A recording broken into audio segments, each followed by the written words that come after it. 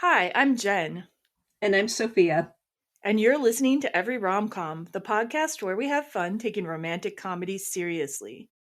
This week on Every Rom Com, we're resuming our sports rom com series with a 1992 enemies to lovers story.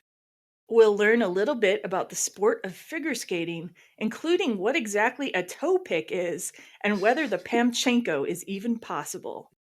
And we'll explore the careers of actors Moira Kelly and D.B. Sweeney as we discuss the 1992 film The Cutting Edge.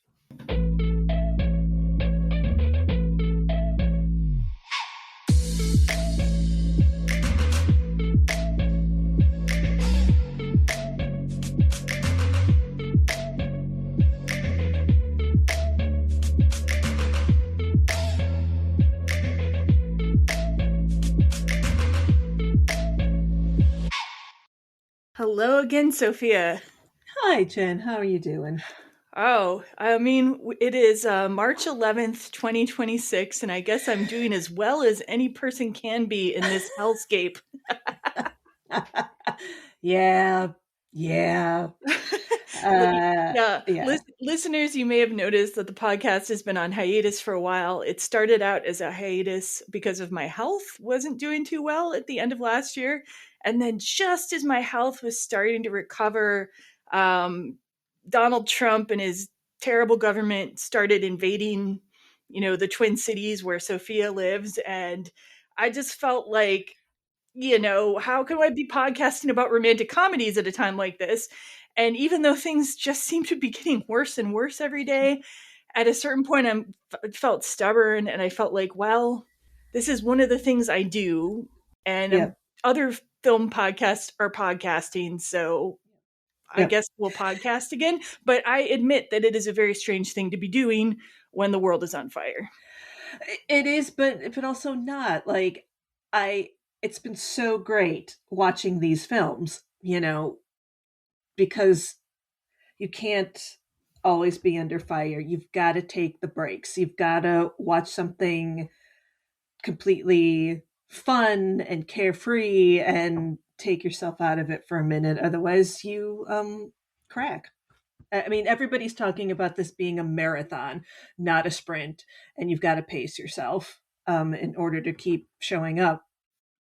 Yeah, So, yeah. yeah, yeah, And yeah, listeners, you may know I'm also a little bit physically limited in what I can do with long COVID. So yeah, yeah. I can't really be out there all the time. I try to do what I can, calling my legislatures, communicating about my beliefs. And I think it's very Yes, important that everybody do what they can yes, to try to make a better, happier, more peaceful world filled with love, which is what this podcast is all about, is love. yeah, 100%. Yeah, not everybody is capable, yeah, of being out at marches and rallies and stuff like that. Yes, what you're doing, calling reps, if you can afford to donate money, yeah, all of that counts and all of it's important. So 100%. And yeah, Sophia, I just since we're talking about a movie about ice skating, but you've been afflicted by the bad kind of ice in the last few Yeah, months. Ice yeah, has gone to, as everyone probably knows, the Twin Cities and yeah. sort of wreaked terror upon the community. I'm wondering if there's anything you'd like to share about what that experience has been like for your family, your Yeah. neighbors, etc. Um, Gosh, I mean, I'm at home with my daughter and kind of homebound ourselves. And I sit at the window and I look out the window all day and I cuddle with my doggy. But like those first couple months, it was like I was watching out my window and I'm like, okay, what car is that? Have I ever seen that car before? And my husband's like, do you really recognize the cars? And I'm like, sometimes, especially the ones that come down our street. We're at a dead end, so I'm like, what are those people doing down there? No one needs to be down here. So I live next to a public school, a couple blocks away, and I walk a dog and I see in the morning, there are neighborhood helpers out on the corners with, walkie talkies because schools have been affected. ICE shows up at schools and has terrorized teachers and things like that, and has arrested people, taken people away in front of children. or children. Yeah. So there's still community helpers out there every morning, and it's really like awesome they're there, and also terrible that they're there. Yeah. Um, I personally haven't seen a whole lot, but just I listen to the local voices, the local teachers that are online that post several times a day, the local journalists that are reporting daily, and especially in the suburbs, like everywhere everyone thinks they're safe, and the suburbs have gotten worse. Mm. Um, Maybe because there's so not as much of an organized group there to like protect people. I don't know. potentially, yeah, a little Yeah. further apart, not like Yeah. right, Yeah. yeah, that kind of thing. Yeah. And I believe your Sucks. husband actually has been to some, Yeah. vigils and so forth Yep. as well. Yep. He goes, he brings his camera. He's really there to, in solidarity, to bear witness. Definitely. Yeah. I mean, Yeah. and people have said that this, is quote unquote over. Do you perceive it No, as being over in any way? no, no, not at all. Especially with the word out there still that the suburbs are getting a lot of trouble. Helicopters all the time. People talk about the helicopters constantly. I'm like, oh my god! And then just I'm not far from the Whipple building. There are people still there. There are still people being arrested. There's still um, protesting happening out there. There's a lot of action at the Whipple building lately, it seems, and that I really hate. Those detention centers They're are terrible. And yeah. uh, vile, Yeah. just horrific. Like, Yeah, if there's any listeners who really aren't aware about this situation, I'm gonna throw a few links to some of the stuff that's been going on. The detention centers are particularly concerning. A lot of them are for profit. So yeah, these companies are making money. Like the more people they can put into these buildings, they're making money. ICE agents are making money sort of like per person too in some cases. And this is yeah, incentivizing them to do unconstitutional things to keep people indefinitely. yeah, There are people being crowded indoors in overcrowded rooms. They don't even get to go outside. There's yeah, concerns about the food being substandard. Like these yeah, people are being kept in worse conditions than actual people convicted of felonies in this country. yeah. And a lot of them have never committed any crime, just like maybe a civil immigration issue, or in some cases they don't even have Nothing. an immigration issue, and they've just been scooped up and maybe they'll be Yes, let out a week later, but by that time, maybe you've lost your job, It's like totally. And I've got it links is to some places that are all about supporting needs and things like that. So I can mention those as well. Yeah, actually, we were gonna mention that later, but why don't you go ahead and mention some of those organizations now that might be helpful that people might be able to donate to? I usually we ask to donate to the podcast at this point in history. Do not donate to our podcast. Donate to a good cause. So, Sophia, can you tell us about some So of those yeah, organizations? in that vein, pretty like right away there were people at Whipple. So when people are released, they're just let go without their phones, their ID, their work permits, anything. No money, no phone, no nothing. Often without a coat. I mean, we had freezing temperatures, and they're just left to fend to no way to get in touch with family. And very quickly an organization was formed called Haven Watch. I think these people and anybody who volunteers with them are just miracle workers. I believe Haven Watch has people there 24 hours a day because people get let out in the middle of the night, and they get people burner phones to contact family. They give them warm coats, blankets, food cards, gas cards, whatever they need to get in touch with people to get home. It's talk about just like inhumane and just no civil Yeah, rights, and again without their identification that they were yeah. arrested with. It's there's been some I've heard, I don't know if it's lawsuits or suing about that kind of thing, that the federal agents need to return people's personal items to them. Haven Watch is one, and I've heard of that one. Definitely, Okay, I've heard of great. Yeah, I've heard of the good work they're doing. And what are some others that you wanted to mention? So, Immigration Law Center of Minnesota has been an established place, but obviously helping people getting their immigration stuff in order. They've been posting for jobs. I think they need some help. They're busy over there. Okay, and a fun one, another one is Smitten Kitten. It's the sex toy shop in Minneapolis that has been doing amazing fundraising and mutual aid help. So they're really pushing and advocating for moratorium for rent so that people who haven't been able to get to work, who've now lost their jobs, won't get evicted from their apartments because they can't pay rent on it. That's huge. Yeah. Um, and they've raised thousands of dollars. It's fantastic. And then there's Isaiah. That's a multi faith organization that just has advocated for social justice for a while. And it really brings me to tears when I see them out peaceful protesting, different faith groups together. I think it gives me chills. I really think that's so Yeah. beautiful. Yeah, that's So what yeah, our country is supposed to be all about. That our country's all yes, about diversity, diversity of faith, diversity of yep, countries of origin, all kinds of diversity. Yeah. yeah, Thank you for yep. sharing all that, Sophia. My pleasure. My pleasure. And yeah, in a completely different ice related topic now before we start the movie, a more cheerful one. I wanted to Yes, ask if you had seen any of the Winter Olympics which just happened. Yes, I most yeah. especially anything related to skating though. It's the only stuff I really care about. And I would watch like on one of the streaming services, it would show them like after the fact. So I watched some of the the ice skaters. Oh, that's so beautiful. What about you? Did you catch anything else? I was kind of obsessed with Alyssa Liu's Yeah. gold-winning women's singles routine, Yeah. especially because she used Donna Summer music and she was wearing Uh, this like gold, like yeah. disco-y costume.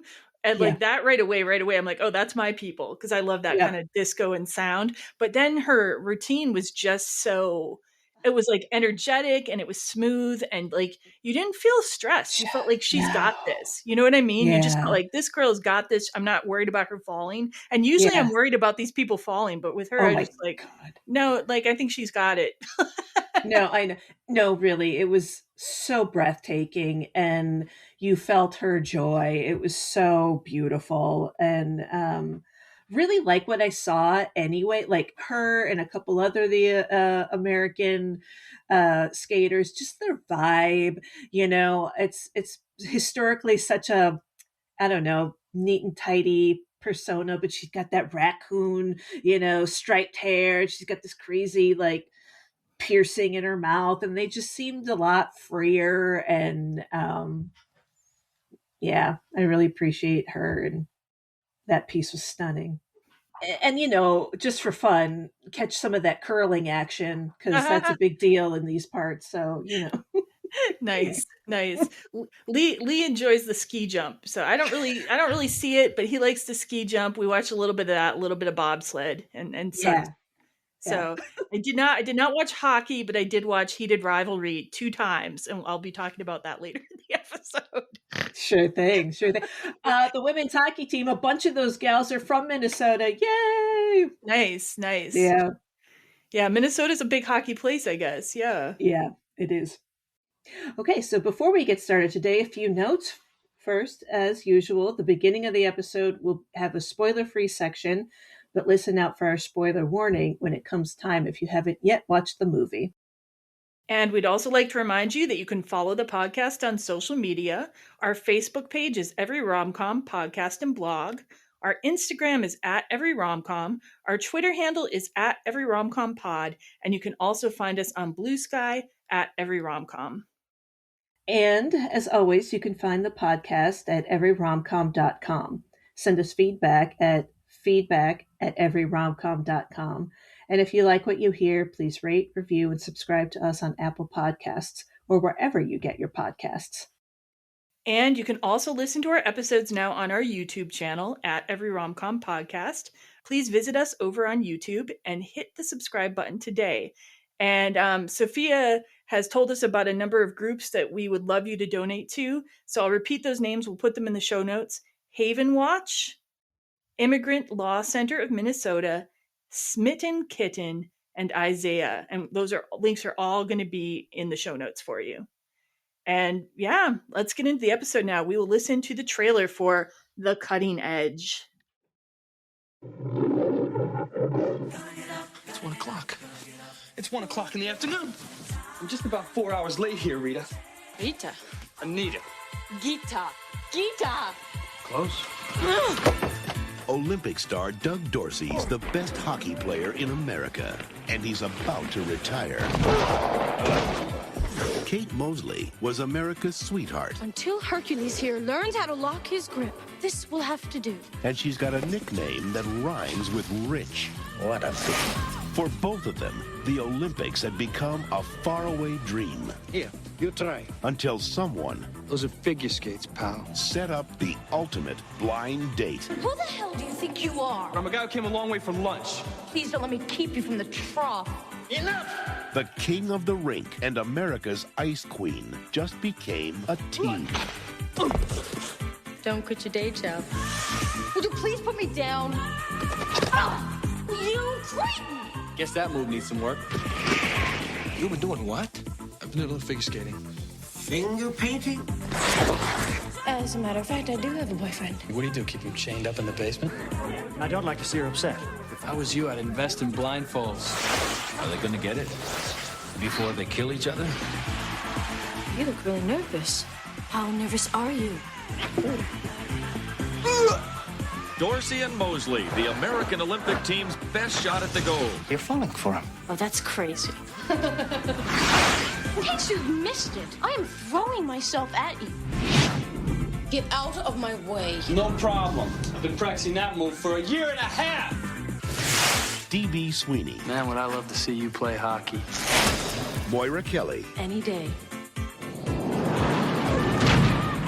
The Cutting Edge.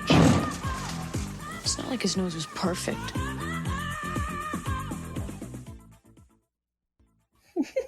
That's a pretty solid trailer. That hypes me more than the movie itself, actually. Oh. That's really funny. Ah. Well, that's what a trailer's supposed to do. A trailer's supposed to make the movie sound as good as possible. 100%. It works. And it's Yeah. got one of your trailer voice guys that you always like. Yep. That guy. That voice. There's a few of them, but he's one of them. We've definitely played that guy's trailers on our podcast before. 100%. All right. The Cutting Edge came out on March 27th, 1992. It was directed by Paul Michael Glazer. It was written by Tony Gilroy. And it stars Moira Kelly, D.B. Sweeney, Roy Dotrice, and Terry O'Quinn. In our basic premise here, we have Kate Mosley, who is a successful pairs figure skater who's chasing a gold medal when she loses her figure skating partner and is having a difficult time recruiting a new partner due to her reputation as a quote-unquote bitch. After all the male figure skaters have rejected Kate, Kate's coach, Anton Pamchenko, comes up with the idea of trying out Doug Dorsey, a once great hockey player who had to quit playing professionally due to the loss of his peripheral vision. That's such a hard word. Peripherals. At first, both Kate and Doug reject the idea of working together, but they soon realize they're both out of better options and they're both just too stubborn to quit. Doug goes through grueling training in figure skating, while Kate has to learn to work with and trust a new partner. Eventually, the two begin to warm up to each other, but will they skate their way to Olympic gold, or will they break each other's hearts on and off the ice? Dun, dun, dun. Dun, dun, dun. This is such like a modern romance novel too. Like, you know, like the modern sort of trade Yes. paperback romance novel setup. This is like completely it. So yeah. Yep. All right. So for interesting facts, so it was really actually hard for me to find information about this movie. Like I had a DVD that had like a little making of documentary, but like I didn't find one that had any commentary. And I actually, I actually went off of Google to use this special search engine that Cory Doctorow recommended as being better than Google, which has been like, so, okay, this is an aside, but Google apparently now makes it harder to find the information you're searching for so they can maximize ad dollars because you'll have to click on more pages before you find the right thing you're looking for. This is true. I So, believe like, it. I actually went to this paid search engine that gives you like 100 free searches and a free trial. Okay. And I did research for the cutting edge there. And I actually got like one or two more sources, but it's really actually hard to find information on this movie for whatever reason, which seems weird because I think it's a bit of a cult classic with certain people. But there you go. Interesting. I'll put the search engine link that Cory Doctorow recommended in the show notes too, though, because like I want to advertise this. Google's doing some naughty things over there. Anyway. Okay, so, but what I did learn, so according to the AFI catalog, the idea for the cutting edge came to producer Robert W. Court while he was watching figure skating in 1990. He wondered about what it would be like if a skating pair hated each other. So yeah, there's a nice basic kernel for a movie idea. Yeah. And you may have noticed in the basic facts, The Cutting Edge was written by Tony Gilroy, who you may have heard of, because he later went on to write many other successful movies and TV shows, including The Devil's Advocate, The Bourne Identity, and several of its sequels, Michael Clayton, Rogue One, A Star Wars Story, and my personal favorite on this list, the prequel series to Rogue One, Andor. Andor is such a good show. Like, anyone who hasn't seen it, even if you're not a Star Wars person, you got to get into Andor. I'm serious. Okay. Anyway, Tony Gilroy, this is his first produced script, so great job there. Other people in the crew, Robin Cousins served as the film's skate choreographer. He won a gold medal in figure skating at the 1980 Winter Olympics and went on to skate professionally, as well as producing and choreographing numerous successful ice skating shows and helping out with the cutting edge. Cool. Neither D.B. Sweeney nor Moira Kelly knew how to ice skate before starting the movie. They went into training for 3 months with Evelyn Kramer, a professional figure skating coach. They also had ballet coaches and hockey coaches. So in terms of the training, though, Moira Kelly in particular became quite good at skating and was landing single axel jumps by the time filming started. In a DVD extra on the making of the film, Kelly said, Evelyn, that's the trainer person, Evelyn said that if she had had me probably about 2 years earlier, she would have actually considered training me for the Olympics. So there you go, Moira Kelly. Your alternate life. Amazing.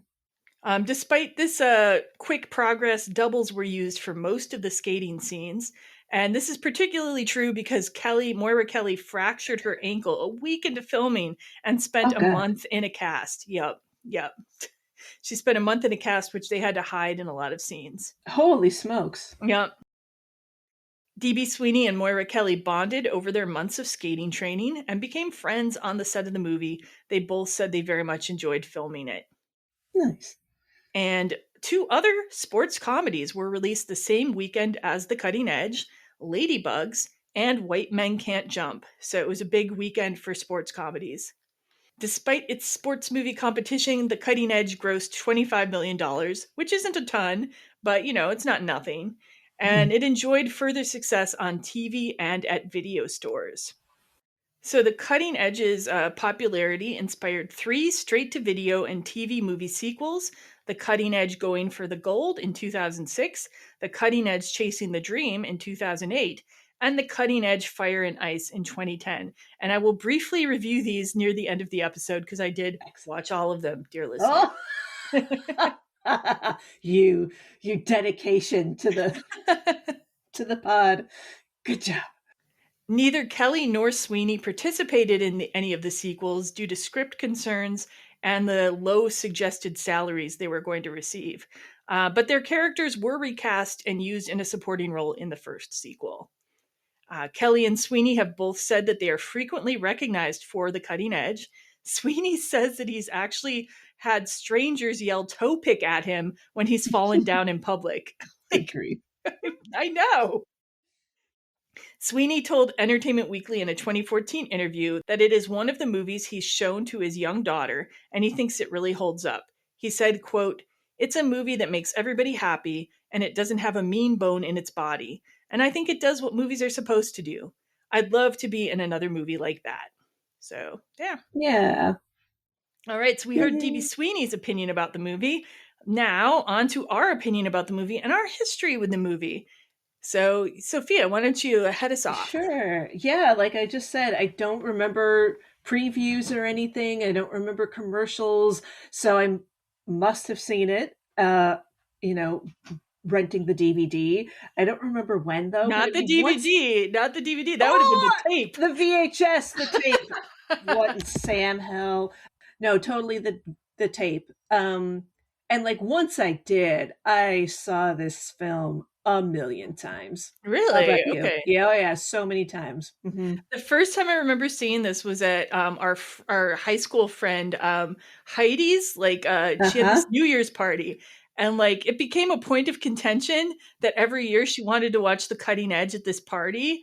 And like I remember trying to like ask her if we could watch something else, like Strictly Ballroom, and she's like, no. It's just like a sacred thing. And I think it was funny. Like the third year there was like some other controversy involving a friend that she is in a fight with that I wasn't in a fight with. And so I had my own party, and then we watched Strictly Ballroom. So I very strongly associate The Cutting Edge with our high school friend Heidi. It was like, to me, that is the movie that is identified fully with her. Oh, geez. And then kind of like under crappy circumstances. I'm really sorry. Well, yeah, nobody's in a fight anymore. So well, that's okay. Good. Thank God. Did you go to that? You went to that party though, didn't you? Like, I went to 1 year. Yeah, so maybe I'm assuming we watched it then. There, okay. Yeah, that was like the New Year's movie, and it kind of makes sense now because there is a New Year's scene in The Cutting Edge, and I was like, oh, okay, I kind of see it now. There you go. There you go. Like, but at the time, I was like, I wasn't a big fan of The Cutting Edge at the time. You know, we've talked on the show before about how romance movies are very personal, because we all have like different things we want out of a romance. And for me, and we also identifying with one or both of the characters, I think is important. And she wasn't like, Kate isn't really a character I identify heavily with, nor is Doug. And like, like Kate's very high strung and very type A and very kind of like tightly wound. And like, that's not really my thing. And then Doug is just like a little bit too, I don't know. He's like Han Solo, but he doesn't have enough swag to be Han Solo. You know, he's trying to call her sweetheart and kind of, you know, that whole thing, but it doesn't really work for me with him. So yeah, just wasn't my type of rom-com. Like I can see its qualities, but it doesn't speak to me personally. But did it speak was there something about it that spoke to you personally? Is there a trope or something that stood out to you? I just think I loved the whole ice skating thing, and I mean I feel like they're all so pretty, you know, and the cute little outfits they wear, and they're just, you know, and maybe because it was all so different from me, like, you know, that it was just pure escapism into something that I'm just not anything like. And I love that, like, enemies to lovers. Okay, trope, there it is. You know? Yeah, there it is. Yeah, maybe some of that. Yeah. How did watching it now play for you? I mean, I feel basically the same about it. It's still not really my thing. And there's definitely, I definitely have criticisms of how it was put together. Like the script feels a little bit thin, which kind of surprises me because I think Tony Gilroy has written some great stuff. I don't know if it was like directorial choices that were made later. The director mostly did TV work since then. And I think before then too. So it's like that I can kind of see. There's so many montages in this movie that it's almost like a montage leading into another montage, leading into another montage. Yeah, good point. So yeah, like, yeah, it still doesn't do that much for me, but like, though there are parts I appreciate, so we'll get to that too. I think I gave it like a 3 and then a 3.5 on Letterboxd, which are not bad scores. They're just not like, I love this movie scores. And for you? Yeah, I mean, I just saw it so much that like watching it now is like it's on in the background while I'm making dinner, and it's been a while because I, you know, I'm just like I can't because I kind of know a lot of the lines, and it's like, you know, it doesn't. I remember how it made me feel, but it doesn't make me feel that way now. It's more totally for nostalgia. Sure. Yeah. Yeah. All right. So Yeah. now we're going to talk a little bit about the cast and crew. And Sophia, why don't you start us off with Moira Yeah. Kelly? Moira Kelly. Oh, I enjoyed her back in the day. She was born March 6th, 1968, in Queens, New York. She was raised Catholic and considered becoming a nun as a child. Her first IMDb credit is for a TV miniseries called Love, Lies, and Murder. And her first film was a thriller called The Boy Who Cried Bitch. I love some of these titles that come up on these episodes. Good Yeah. grief. Amazing. She also appeared in the movie Billy Bathgate in 1991 before having a breakout year in 1992 with three films, The Cutting Edge, Chaplin, and Twin Peaks Fire Walk With Me, in which she replaced Laura Flynn Boyle as Donna Hayward. Her ankle fracture on the set of The Cutting Edge reportedly prevented her from taking a role in A League of Their Own. Which I read this, but I don't really understand how that is, like, why, because like she was still filming The Cutting Edge when she fractured her ankle, so she was going to film them at the same time. I don't really understand, but whatever. Maybe they Who just needed knows? her to try out at a specific time and she couldn't. Right. I don't know. Yeah. That makes sense. The 90s were Kelly's most prolific decade as an actress, and her other movies included With Honors, Little Odessa, Entertaining Angels, The Dorothy Day Story, Dangerous Beauty, and a voice role as Nala in The Lion King, which she would reprise in straight to video sequels and game projects over her career. At the end of the 90s, she appeared in two TV series, To Have and to Hold and The West Wing. In the 2000s and beyond, Kelly became somewhat less active as an actress due to raising a family with her husband, whom she married in 2000, but she has continued to work fairly regularly. In 2001, she appeared in the indie ensemble film The Safety of Objects. Other movie roles included her appearance in her cutting-edge co-star D.B. Sweeney's film Two Tickets to Paradise and Remember the Days. In 2003, she took on one of her other most notable roles as part of the cast of One Tree Hill. She also has one directing credit for directing an episode of the show. I never got into One Tree Hill, did you? Yeah. No, I didn't. Yeah. In the 2010s, Kelly continued to work in TV and TV movies, including on the shows Numbers, Drop Dead Diva, and The Resident, and in TV movies including A Smile as Big as the Moon, Deadly Sorority, and A Christmas in Louisiana. Deadly Sorority. That just reminds me of that that Killer Barista or whatever movie that we talked about. I don't even think that was a real movie that we made up with Billy Ray Bruton on the Dashing in December episode. Oh, Anyway, total that's aside. funny. Yeah. Nobody understands this joke except people who listen to the Dashing in December episode. Dashing in December. Anyway, sorry, I didn't mean to interrupt you. Okay. Oh, no worries. Deadly Sorority. Yep, I love it. Deadly Sorority, yes. In the 2020s, Kelly's work has included roles in the TV series Panic and The Citadel, and the TV movies My Southern Family Christmas and Love of the Irish. Now, Love of the Irish does look a little bit promising. That I have that on hold at the library. It's on a disc with other Hallmark movies, and so it'll arrive to me at some point, and I will report back on it. So I'm excited. Yeah, okay. Yay, good. It's a mother-daughter dual rom-com where they both have a little romance, I guess. Wow, hot dog. Yeah. Cool. Most recently, Kelly and Cutting Edge co-star Sweeney appeared in an episode of the YA ice skating series Finding Her Edge. Kelly is currently filming a sports film called 21 Down and is in pre-production for a short film called And Then Everything Turned Itself Inside Out. Moira Kelly seems like she took acting pretty seriously. When I see her do interviews, she's way different than her character, and she just seems very like a serious person. So you know what I mean? When you can just kind of tell about somebody that they're like really thinking about their work. Yeah. Yeah. Love that. All right. So I'm going to talk about D.B. Sweeney. D.B. Sweeney is short for Daniel Bernard Sweeney, and he was born on November 14th, 1961, also in New York, in Shoreham, New York. His first IMDb credit is for a TV movie called Out of the Darkness in 1985. Prior to The Cutting Edge, he had been in a number of other theater, TV, and movie projects, most notably in Gardens of Stone, directed by Francis Ford Coppola, in the World War II film Memphis Belle, which I really need to see. It has a really good cast, but I haven't seen it. I used to watch that quite a bit. That was a good one. Nice. And in John Sayles' critically acclaimed baseball film 8 Men Out, which I have seen and highly recommend. Like we said, Sweeney had never ice skated before the cutting edge, but after undergoing training for the film, he began playing hockey, and as of at least 2022, he was still playing hockey recreationally. So it became kind of a lifelong hobby. Yeah. Sweeney's other projects in the 90s included the movies Fire in the Sky, Hear No Evil, Spawn, and the TV movie introducing Dorothy Dandridge.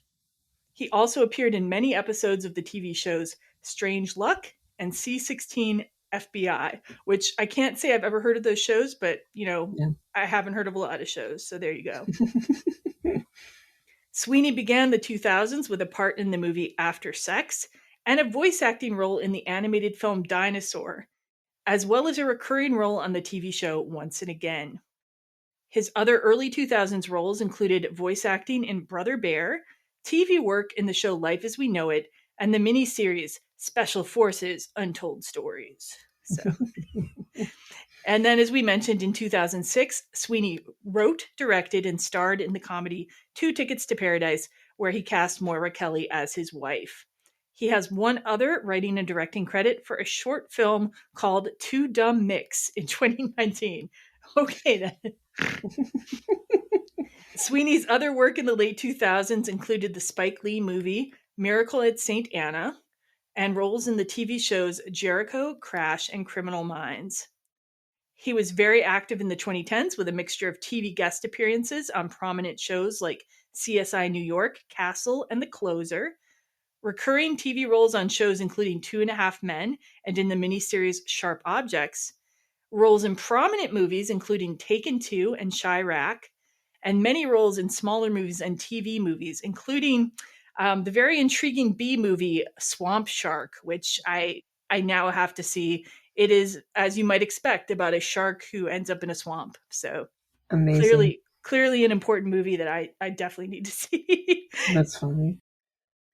Sweeney has continued along a similar career track in the 2020s, mixing guest spots on prominent shows like Empire with work on smaller shows like Be Positive, B movies like The Manson Brothers Midnight Zombie Massacre, and voice work, including in a recent series, Mountain Men.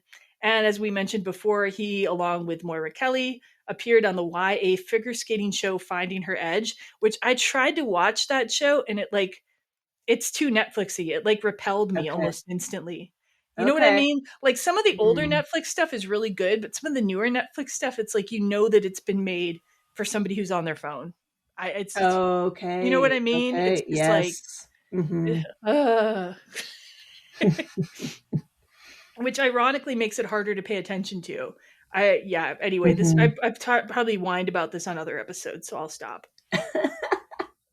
So Sweeney has several works listed as upcoming on IMDb. A war movie called The Legend of Van Dorn is listed as completed. A thriller called Red Ink is in post-production. And a musical romantic comedy called That's Amore is listed as being in pre-production. And I swear to God, we've talked about this one before, so it must be in pre-production for a long time. Don't you remember we talked about this, I think, with John Travolta when we talked about him? So I guess, so I'm wondering if That's Amore is really in pre-production, if it's the longest pre-production of all time. I really want them to make it, though, because it's a musical romantic comedy, and we need more of those. So, yep. Yes, we do. And Sweeney was married from 2000 to 2023, and he has 2 children. All right, so yeah. So yeah, I used to watch Castle, the TV show Castle. Yeah, that's a good show. Yeah, and when he showed up, I'm like, hey, it's him. So that's anything. Did you see any of these things that he showed up in over the years? Like I said, there's a few that I really do want to watch, like Memphis Belle, and I'm also 100% serious that I'm going to watch Swamp Shark eventually. But not really. I did see Introducing Dorothy Dandridge, and he plays a total asshole in that. So, oh, bummer.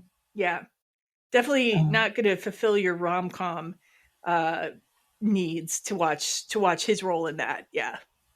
Okay, fine. Yep. Sorry. That's okay. Can we do like a quick honorable mention to the actor Terry O'Quinn, who Oh, plays sure. Yeah. Kate's dad? I mean, he was on Lost for years, Yeah, he was which John Locke on Lost, and every time he said Kate, part of me was like, which Kate are you talking to? that's hilarious. That's really funny. Yeah, no, Terry O'Quinn is, and the weirdest thing is I ended up watching like a couple of Terry O'Quinn movies in a row when I was preparing for this. Like Okay. my husband wanted to watch The Rocketeer after I Oh watched yeah, Cutting Edge, and he was in that too. And I was like, Terry yeah, O'Quinn's showing up everywhere all of a sudden. yeah. Working actors, love it. So happy for them. Yeah. You know, they just show up and it's like keep working. Yeah, Nice. no, I thought he did a great job, and I thought Roy Dotrice, who plays Pamchenko, also did a great job. Yeah. So, Mm-hmm. all right. So I think sure. Let's get we get into into this the movie? movie. All Mm-hmm. right. So we got the opening to this movie.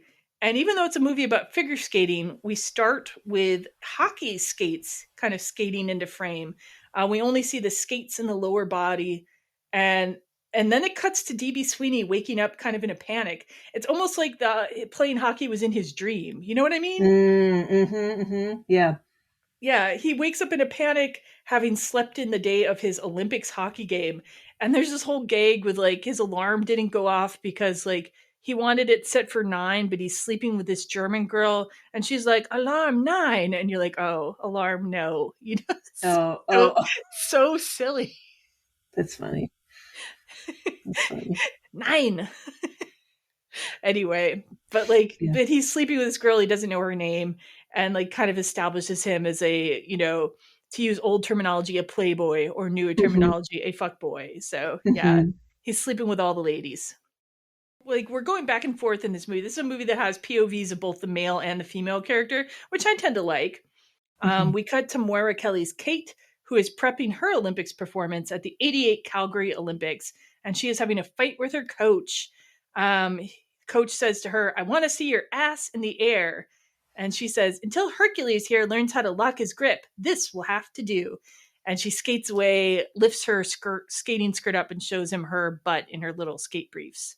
So this is like introducing her quote unquote difficult personality, but the coach seems like kind of a jerk himself. So Yeah, they all seem to be jerks. Like, I don't know if that's for real or if that's just a kind of seems to be a trope of like the hard ass ice skating coach. Come on, I want to see your ass up there. Do it again. Like, really? I don't know. Yeah. Maybe. It says like they sort of established that she's been with the same coach for I think 9 years too. Okay. Like a long time. And yeah. She's maybe getting a little tired of this dynamic. And so Kate's leaving the ice, and Doug's trying desperately to get to the ice in time for his game. They collide in the hallway. They run into each other, like sort of setting up their first encounter. But they don't really meet much there. They don't even really know who each other is at that point. Yeah. Dorsey gets on the ice now, and we have a commentator voice establishing that Doug Dorsey is really in high demand as a potential professional hockey player. We see him score a great goal in the game, and then he is knocked out and injured. Meanwhile, we cut to Kate and her partner skating to Offenbach's Can Can music, and there's a terrible scene where her partner then drops her.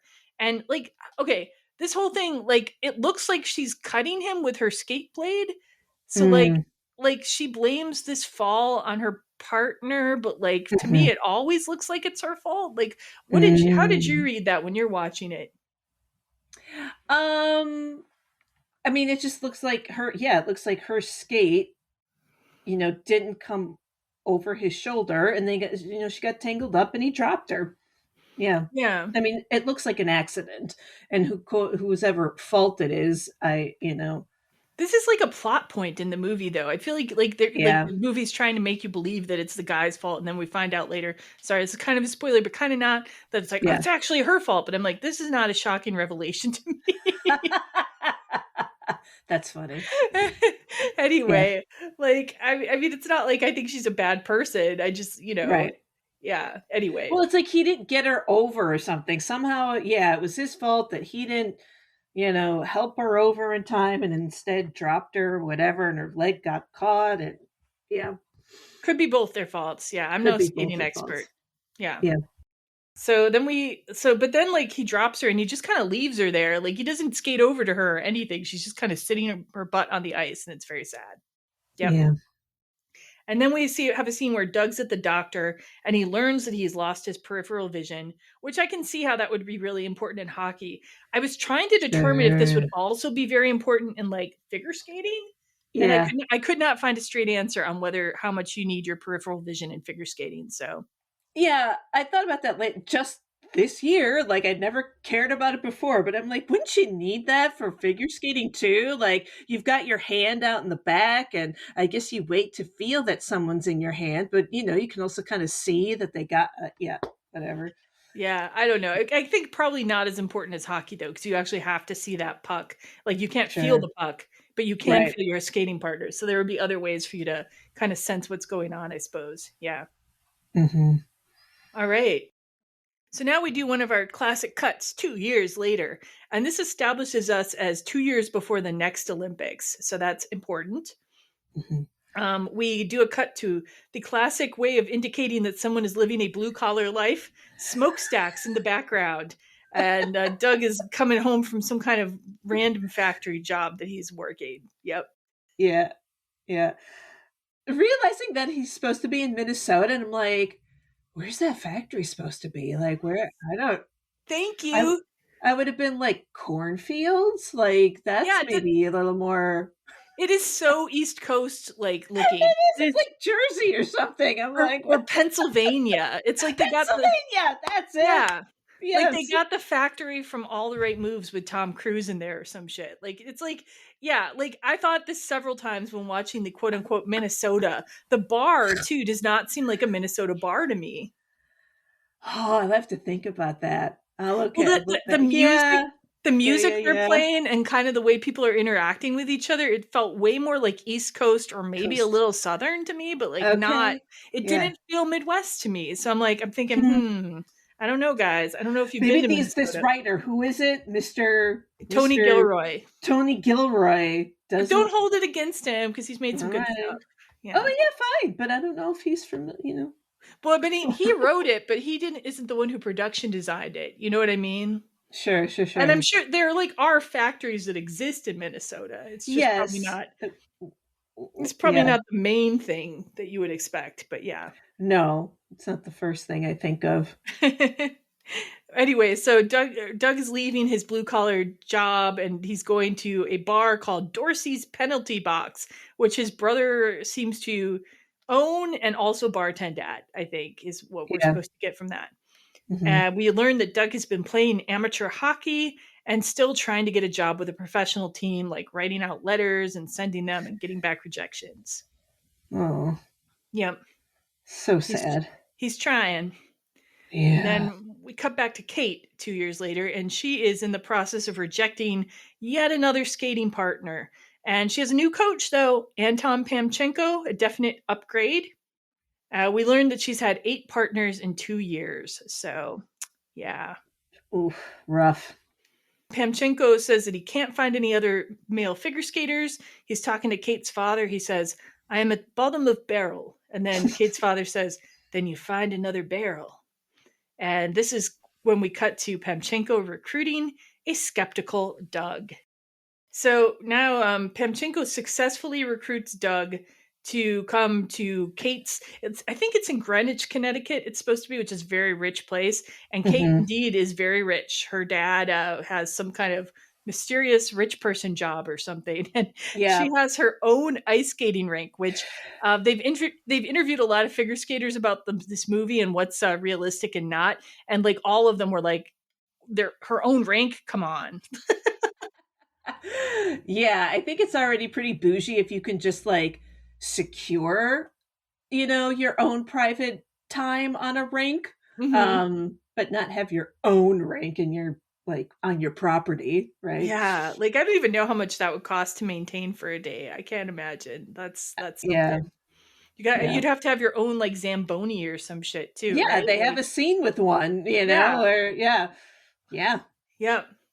Anyway, Pamchenko takes Doug to Kate's beautiful mansion and her private rink, And yeah, we have their first meeting, and I've got a little clip of that we can play. All right. Mm-hmm. That's not Spindler. Where the hell is Spindler?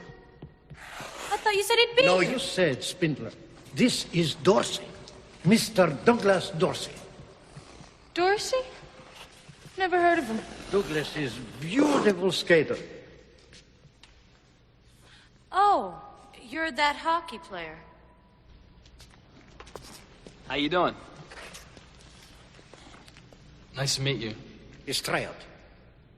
His tryout. Oh my God.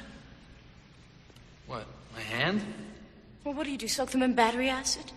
Oh, I know they're a little rough, but, I've never had any complaints before. Oh, I'm terribly impressed. What is this? Final stages of Ukrainian alcohol psychosis? Hey, wait a second. Who's checking out who here? Listen, I don't know how many slop shots you've taken to the brain, but this was your audition. And let me assure you, it's over. Hey, Snow White, relax. I'm no figure skater. I'm a hockey player. Then what are you doing here? Get him out of my building. What? Get him out of my building! Temperamental. I can think of another word for it. Is that what you told him? What, like it's a big secret? Who the hell do you think you are? I know exactly who I am, sweetheart. I'm a guy who came a long way for lunch. Well, please don't let me keep you from the trough. Hey, I'm sorry, buddy. I wouldn't wish this on a snake. I'm out of here. Zatkanis! Enough! Introduction is over. Conversation finished. Mouths closed, ears to be opened. Pairs means two. You have no partner. You are skating nowhere. Where are you going? Oh, back to Siberia? Skating on small pond is big excitement. Believe me, Gretzky, I am the last person who's coming to look for you. Yeah. I think Anton Pamchenko is the hero of that scene. I like him. Yes, he is. Pairs means two. You have no partner. You are skating nowhere. Sorry Gretzky off to Siberia. It's very funny. Yeah. No, I think he's given them. He's not like the old jerk coach. Like he's given them just. He has a gentle touch, but he also gives them the hard truth when they need it. Yes. So this is our enemies to lovers trope. This is the classic first real meeting, because the first real meeting, I guess they did bump into each other, but they don't really make much of that. They don't even really call back to it all that much. What do you think of this first meeting between the two? Oh, golly. I mean, I think it's just pretty perfect. Man, she is just disgusted by him and like yanks her hand away. And what did she say? Do you soak it in battery acid?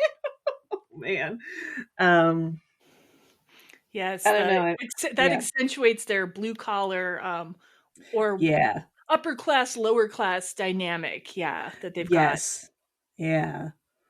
And then he's like, "Oh, I've never had any complaints before." Again, playing. They're very, they're very tropey characters. She's just a constant, and he's like, "Hey, I'm so cool," and Yeah, she's very tightly wound and very proper, and he's very loose and casual and kind of insolent even. Yeah. Yeah, he's more open about sexuality, and she's more closed off. I mean, it's very a lot of these like different, and it does remind me, like the dynamic it most reminded me of when I saw it was Han Solo and Princess Leia, honestly. Like, I could see that. Which Tony Gilroy went on to do Star Wars writing, so maybe he was a big fan, and maybe that did bleed in there, like down to like him calling her sweetheart the same way Han Solo calls Princess Leia sweetheart when they're having their little fights in the beginning of that movie. And also, like Han Solo, he's entering her territory. This is her world of figure skating, just like when Han Solo gets involved in the rebellion in Star Wars, like. He's just like a smuggler usually. He doesn't go in for this the political side of things, and he's entering her world. I've got a whole new like theory on this whole movie now. I like it. And then Pamchenko is Obi-Wan Kenobi. Yes. Anyway, I don't know who Luke is. I guess Hale has to be Luke, which I'm sorry, Luke. Anyway, yeah, what do you think about my Star Wars cutting edge unifying theory? I like it. Keep it up. I think it's great. Why not? Oh man!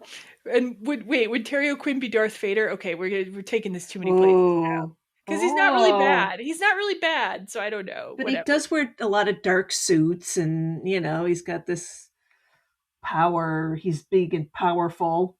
Yeah, I don't know. It starts to fall apart a little bit. You can't make it match perfectly, but their dynamic, I think, is very Han and Leia like. So, and I love Han and Leia, so I don't really know why it doesn't translate that well for me in this instance. I don't know. Well, whatever. Because Harrison Ford. That's why. It's him and Carrie Fisher, and their chemistry is, Yeah, and Carrie Fisher gets to be a badass with like a blaster and stuff like that. It's Moira Kelly doesn't get to do as many badass things. Yeah, and pair skating too. The women, they do get to do some cool stuff, but the guy, his power seems to be highlighted a little more because he's doing the lifting. Holy smokes! Those terrified. Yeah, I'm with you. Afraid that they're all going to fall and break their heads open. Oh my God, so dangerous. Yeah, so we have this meeting dynamic. Anything else you want to tell about that? Like anything in the scene you want to talk about? They're at a crossroads here, just like Anton says. This is it. Yeah, you guys better make this work, basically. All right, so we talked a little bit about Kate and Doug's meeting and recruiting him to be her skating partner. But the whole idea of a hockey player going to skate with a figure skater suddenly becoming a pair skater got me thinking, like, could this even happen? Like, how realistic is this? And that led me down sort of a rabbit hole of like wanting to learn a little bit about figure skating. So I went and did some research, and I've got things to share about figure skating. All right, let's do it. But before I do that, I wanted to ask you, were you also thinking like this when you watched it this time? I don't think I thought this when I was a teenager, but like when I watched it this time, I'm like, could a hockey player really just suddenly become a figure skater?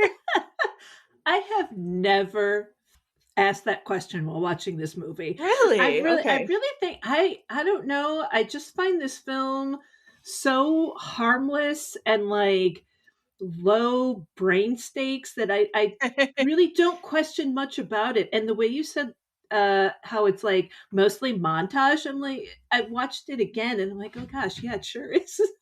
Like, I don't know, there's just a lot of scenes that have got like the banging music over it, and I'm like, okay, yeah, wow, calm down. All right, they're skating. I don't know. So no, I've never asked a single deep question in regards to this movie.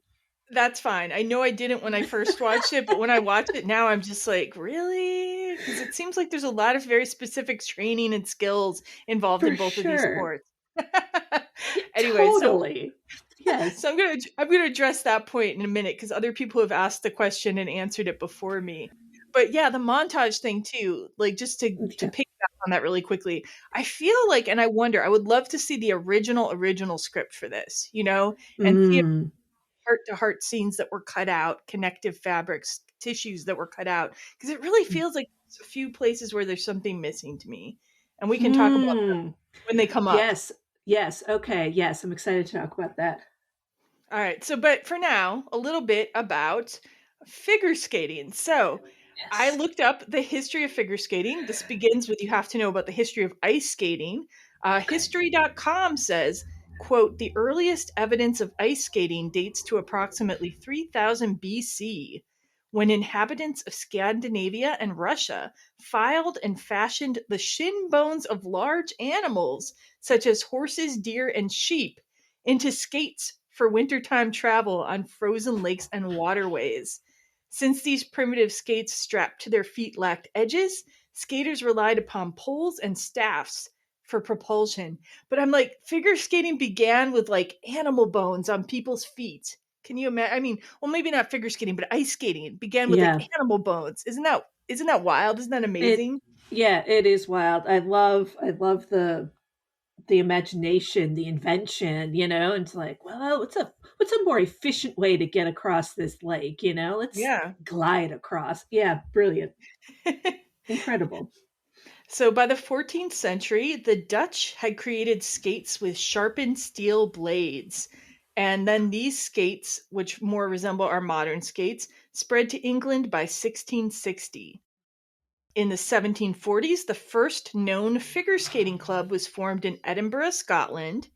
And in 1772, there was a book called A Treatise on Skating, written by Robert Jones, which was an instruction manual for the sport and, quote, offered directions on how to create shapes such as circles, serpentine lines, spirals, and figure eights on the ice, end quote. So, like, the originally figure skating, figure, it meant literally like drawing figures on the ice. Like, they were more concerned with, like, did you know this? Well, I know that in the Olympics, like, all we see is the beautiful, short program and long program, but there is a section where they still do these figure things. That's part of their. Well, they actually discontinued points for Did that they in discontinue that? 1990. Okay. And when? 1999? Yeah. No, 1990. Okay, because I remember in the 80s watching a clip of them doing that. So I didn't realize it was discontinued. Yeah. Because I thought that was interesting. Yeah, it's like the origin of the sport, but now it's become like this discarded element. It's very interesting. Yeah. So skating became popular in the United States by the mid 1800s, and dancer Jackson Haynes from the United States is credited with adding ballet moves, leaps, and spins to the sport, which he then brought to performances in Europe. Now, this brings us to our first international skating competition held in 1882 in Vienna.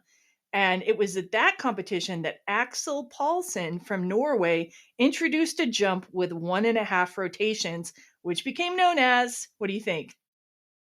The axle? Yes, the axle. I love it. I was like, whoa. No. A triple Paulsen out there. Look at that, everybody. Right? Glad they went with Axel. Yeah. So by 1906, an official women's competition was developed, and pair skating became a sport by 1908. 1908 was also the year that figure skating became part of the Olympics. Originally, it was in the Summer Olympics because there wasn't a Winter Olympics, but then it appeared at the first Winter Olympics in 1924. So yeah, that's a brief overview. Okay, so these axle jumps that we talked about are an expected part of competitive skating today, but the first double axle in competition wasn't performed until 1948, and the first triple axle in 1978. And this amazed me. So I know he was at the Olympics this year. Ilya Malinin is in 2022. He performed the first quadruple axle in competition. The quad god. That's why they call him that. Okay, wow. I didn't know that. I didn't realize that because I wasn't following him as closely for whatever reason. But yeah, isn't that wild? That's amazing. Very wild, yeah. So televising the Olympics became a factor in how the sport changed to be more about like dynamic elements like dancing and jumps rather than creating the literal figures on the ice. So like, yeah, the what looked good on TV influenced the sport. And so, yes, like I said before, that the drawing the figures on the ice aspect was eliminated from the Olympic scoring in 1990. So, yeah, it's a thing of the past now. I just do remember seeing, like, they showed a little footage, so it must have been sometime in the 80s of them doing those actual figure things. And cool. I'm glad I got to catch a glimpse of that. Yeah. I want to go and watch some of that footage now too. Like I want to see the old school. Yeah, right. So pair skaters, as you may have garnered from the movie, perform 2 different routines in competition, a short program and a long program. And then each program must contain certain elements, certain types of moves, such as lifts, throws, side-by-side jumps, and death spirals, in addition to some other elements. And death spirals is like the first part of like what we will see later in the movie, the Pamchenko, where you're spinning someone around in a circle near the ice. We're going to talk about the realism of the Pamchenko later, but first let's talk about how realistic is it that a hockey player could learn figure skating. So I was really interested in this question. There have been a couple outlets that have taken the opportunity to ask figure skaters this question. So first of all, figure skater Adam Rippon told GQ in a video which was breaking down figure skating from movies that Doug Dorsey's transition from hockey to figure skating at the Olympics is highly unrealistic. He said, quote, basically this would be impossible to have like a year or two and then go to the Olympics as a pair skater. And figure skater Christy Yamaguchi told Nerdist about the same thing. Now, she said it wasn't impossible maybe for a hockey player to make the transition, but she said it would probably take even like a very strong individual skater a few years to transition to pairs. She said, quote, you really have to gel with your partner, trust the relationship, and grow together as a team. And I would say in this movie, they're having trouble with that part. Yeah, this whole hating each other bit. Oh, I can't imagine. Champion pair skater John Coughlin told Nerdist, quote, I think pair-specific skills, lifts, twists, throws, death spirals would come if a male skater had NHL strength and balance. However, the individual skills needed for the side-by-side skating, the jumping, spinning, and pure skating ability would be an uphill battle. And Coughlin also said that even with an already great skater who is, quote, strong but flexible and also a fast learner, end quote, he thinks it would still take about 4 to 6 years to make the transition from hockey to pair skating. And he said it would be an incredible achievement.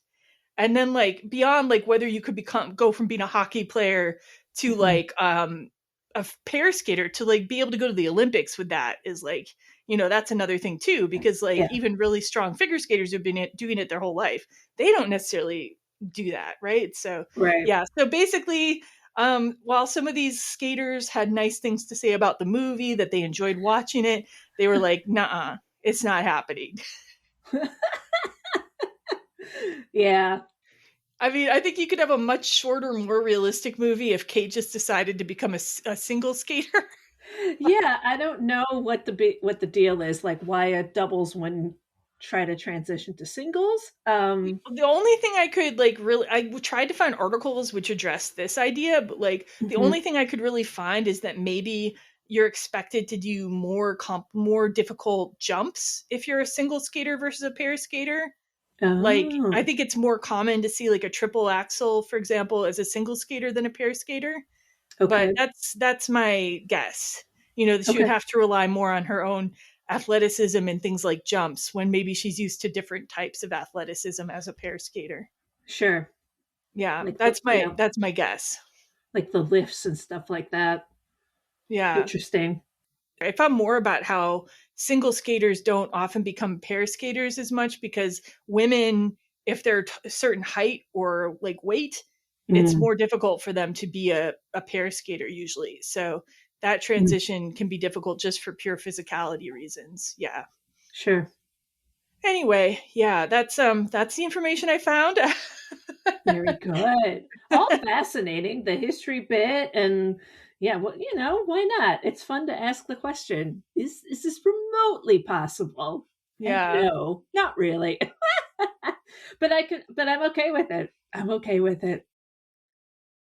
All right. So let's get back into the movie then. So the whole thing where Doug decides to stay feels a little rushed to me. Like like he and Kate don't get along at all. But then he's like having a conversation with good old Terry O'Quinn, Kate's dad. And did that seem like convincing to you that suddenly he's deciding to stay? I don't know. I mean, it must have been a lot of money.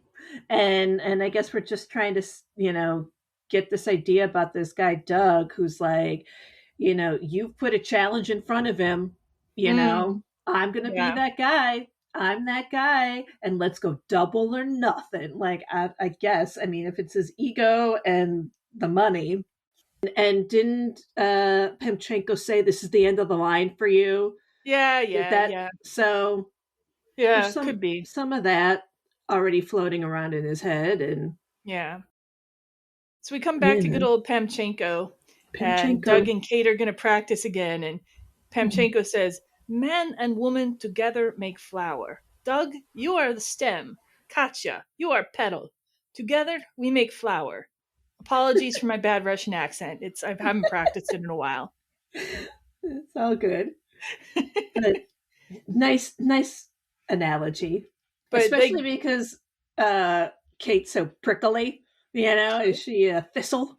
Is she a rose? I guess that's still the stem that's prickly in those things. But well, maybe that's why she's failing to be the petal. I mean, honestly, though, like we have this statement, but then it doesn't really pay off into anything because we go immediately into this like Toepick montage. Right. So Doug is trying out with Kate, but he's repeatedly falling down, and each time he falls down, Kate says "Toepick," sort of tauntingly at him. And eventually Doug gets revenge by dropping her on the ice. I do like this scene because it has some nice camera angles, like in POV shots from Doug's point of view. What do you like? What do you think about the Toepick scene? Oh, it's just classic, right? Toepick. Like I don't know what it is, but this year in particular, I keep forgetting the name of this movie, and I just keep referring to it as Toepick. I'm like, Toepick, and that one. We're gonna cover that one in the podcast, Toepick. I mean, it's cutesy, right? Watching him struggle, and she's just, a meanie pants.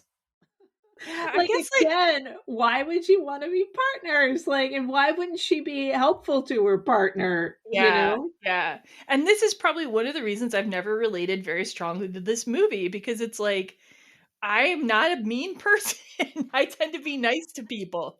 And I just don't really see a reason why she's being mean to him other than he's got rough hands, and I guess he makes some kind of cheesy sexist remarks to her, but she doesn't get on his ass for that, which I would just be like, hey, don't say sexist things to me, and that would be done. I don't know. Right.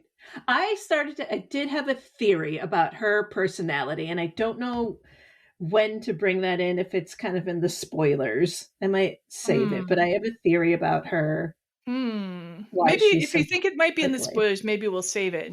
But I have to try to remember I have to try to remember to remind you though, so you don't forget to tell us. Yeah. Okay. All right. Yeah. It's just she's not somebody I vibe with that much. It just I'm just like, why are you immediately so antagonistic towards this guy? I mean, whatever. Okay. But there's a scene afterwards, after he's been falling all the time, where Doug has ice packs attached to both of his hips because he's fallen so much. And this was DB Sweeney's idea to do that because it reflected the injuries that he had during his ice skating training. And I thought that was a nice touch. I hate falling on the ice. It's awful. I mean, even when it's I don't know, for fun, when you're out there ice skating or whatever, it's still not fun, let alone wiping out on your back and hitting your head or something like that. It's my least favorite thing in the world. So have you ice skated a great deal then? Or no, not really. But, I'm sure other public rec centers do this here in good old St. Paul, probably in Minneapolis too, obviously. The rec centers will fence off and flood part of the field, so they're there for hockey and ice skating, and they're it's free, it's open to the public. And so especially when our daughter was younger, we're like, let's go skate, and we would do it with a friend. And because it's at the rec center, you can use a chair to hold on to while you're learning to get your balance and stuff like that. And so we did it in the past. For me, I've only been ice skating once, and it was one time enough for me because I roller skated since I was 5, and I got really good at roller skating, really not doing tricks and shit necessarily, but really good, really fast, right? I was really good on roller skates, and I was like, oh well, how hard can it be for me to go on ice skates? And I was like Doug, falling over on myself, because it really is very different to go from 4 wheels to one blade. And I was just like, no, this sucks. I don't want to put the time in to figure this shit out. I'm just going to stick with the roller skates. I would agree with that. Yeah. It's so hard. Yeah, I don't know. Maybe I would have gotten it eventually, or if I'd started when I was little, like I did with roller skating, but it felt so unstable to me. So I was just like, yes. Yeah. So yeah, for when I watched this Toepick scene, like I never understood what the fuck a Toepick was. So I still am not 100% clear on all the details about it, but number one, this is the dictionary definition from Collins Dictionary. One of the sharp teeth in the front part of a figure skating blade. Okay, so easy enough. But then why is this Toepick such a challenge? So Christy Yamaguchi, once again, in a Nerdist interview, said, quote, the weight distribution on the blade where a hockey player skates versus where a figure skater skates is very different. Figure skaters who count on the toe pick are trained and it becomes second nature. We are more on the middle to the back of the blade when we're skating forward and obviously learn how to use the toe pick for the jumps and spins and some of the other tricks. The hockey player will use the front of their blade to push off and even glide on. So I guess that's where the tripping is coming in for Doug. Okay. And then I guess Christy Yamaguchi is married to a hockey player, Brett Hedigan, and he said that he thought the toe pick montage in The Cutting Edge might be the most realistic part of the movie. He said, quote, Christy and her coach had me on figure skates. I was feeling pretty good until I tried to accelerate and I leaned forward and I toe picked, he said. And down I went. That's awesome. I love that. I love that these two Olympians weighed in on it. And he's like, this is the most realistic scene in the whole movie. And I guess he learned eventually to get better. But yeah, like it's not obvious. It's like one of those things you're working against your own instincts in your own sport to figure that out. Yeah. Interesting. Yeah. And I also found out, now I wish I'd had time and I'd learned about this before so I could have watched some of it to prep for this show. There was a reality figure skating show in Canada called Battle of the Blades, which was like Dancing with the Stars, only they paired hockey skaters and figure skaters together in pairs figure skating. Whoa! Yes. So that's an honorable mention that I have not seen for the double feature recommendations. There's a Canadian reality show, Battle of the Blades. I don't know if it's actually good or not, but just if you're really into this like opposite sports working together thing, like maybe go find it. That's amazing. Are you going to go find it? Maybe. Maybe. Yeah, I got to catch a glimpse for sure. All right, so we have like some more opposites attract stuff now. After the Toepick montage, we have a little bit where Kate sees, I don't even know what Doug's doing, that Kate starts taunting him, but she's reading a book while they're waiting for something in training. And she's like, can't you read? Why aren't you reading a book? Oh, so it looks like the Zamboni thing is on the ice. Oh, right? okay. That's so they're waiting for that. And he's, out there with this puck and sticks and he's just playing around and she's reading. Yeah. And that's what gets them into. She's like, why don't you read a book instead of horsing around? And it's like, as much as I love reading, like it has never occurred to me to taunt random people who aren't reading. That's really funny. Jen's just sitting around at like coffee shops. Why aren't you reading a book? That'd be really fun. It's like, and how into her book can she possibly be if she's like sitting there, like, noticing what he's doing? It's like, get a more interesting book, Kate. What are you doing? I don't know. Yeah, that is funny. We sort of established that Doug's not super intellectual. Like in school, he was mainly like the hockey star. So his grades didn't matter all that much. So that's another sort of opposites thing. Like she didn't go to college though either. She had tutors. So that maybe suggests a little bit of regret that she has for a different way her life could have gone. Mm-hmm. Yeah. Yeah. She seems a little, defensive about that. So like she's maybe missed out on some experiences. And this is one of those places where I felt like, was there some more to this scene? Like where they would have talked more, but I don't know. Mm-hmm. All right. Now Doug challenges Kate to hockey since she's been taunting him about what he's not doing. And she's like, she thinks she's going to do something there too. Okay. At the beginning of the scene, don't you think? Right. Oh yeah. Oh yeah. Any day. She's like, can't tell me, I'll kick your ass. No. But he's like easily scoring off of her and he's easily beating her. But then she hits him in the face with a hockey puck. Yeah. She And gets pissed. they end up at the hospital. But this is like the first time I think where you see Kate have like concern for Doug, I think, like where she starts to seem like she likes him. What do you think? I think when the hospital scene establishes that she cares. Yes, and Pamchenko calls her out on it too. She's like, "What do you think I feel guilty about this?" And he's like, "Oh, it's not guilt, it's fear." Like this is a good guy, it. He's your partner, and you might have just really hurt him and taken him off the ice. I'm going to assume if you've never played hockey before. No, I've never played hockey, no. Me neither. Did you do floor hockey, though, in gym class? Oh, yeah, vaguely. I think we did do that. Yeah, that's funny. I loved floor hockey in gym class. But, you can't high stick. You can't. And that's what she does here. She gets pissed and she brings that thing up high and, slaps that puck up into his face. All right. So moving on. We have a running and training montage. A lot of running and sit-ups going on here. Yeah. They're sweating. They're trying to outwork each other too. Yep. And he's taunting her. He's taking her hat and she's, he's being silly and she's trying to be serious. Yeah, I don't know if this training really reflects like real ice skating training that much, although there is some ballet in there, and that does seem to be accurate as something you would do. But yeah, I'll get into a little bit later too, like some of the other training they might be doing in this thing. Yeah. Anything more about the training montage here? Or? No, montage.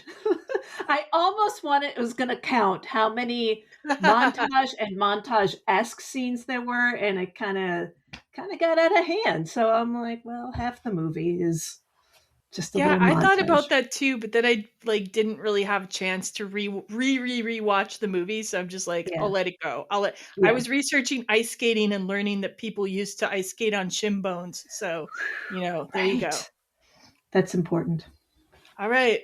Now it is the holidays. So this is we don't really get a Christmas scene, but we get a New Year's scene out of this holiday. But we get an implied Christmas because we get a scene where I don't even know why they bothered to put this in here. Doug walks in on Kate getting dressed, but it's like they don't really make anything out of it.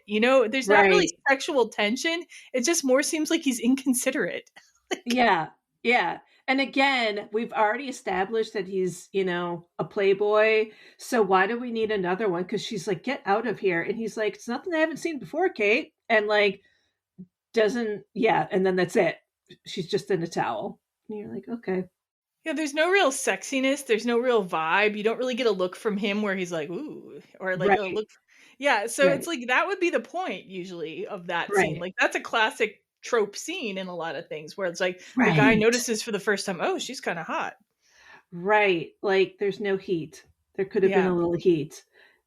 Yeah, so he comes in and his purpose in coming in then is to give her a present, which is mystifyingly the game sweater of a famous hockey player named Bobby Hull, who I looked up. He was apparently a very famous Canadian hockey player who played from 1957 to 1980.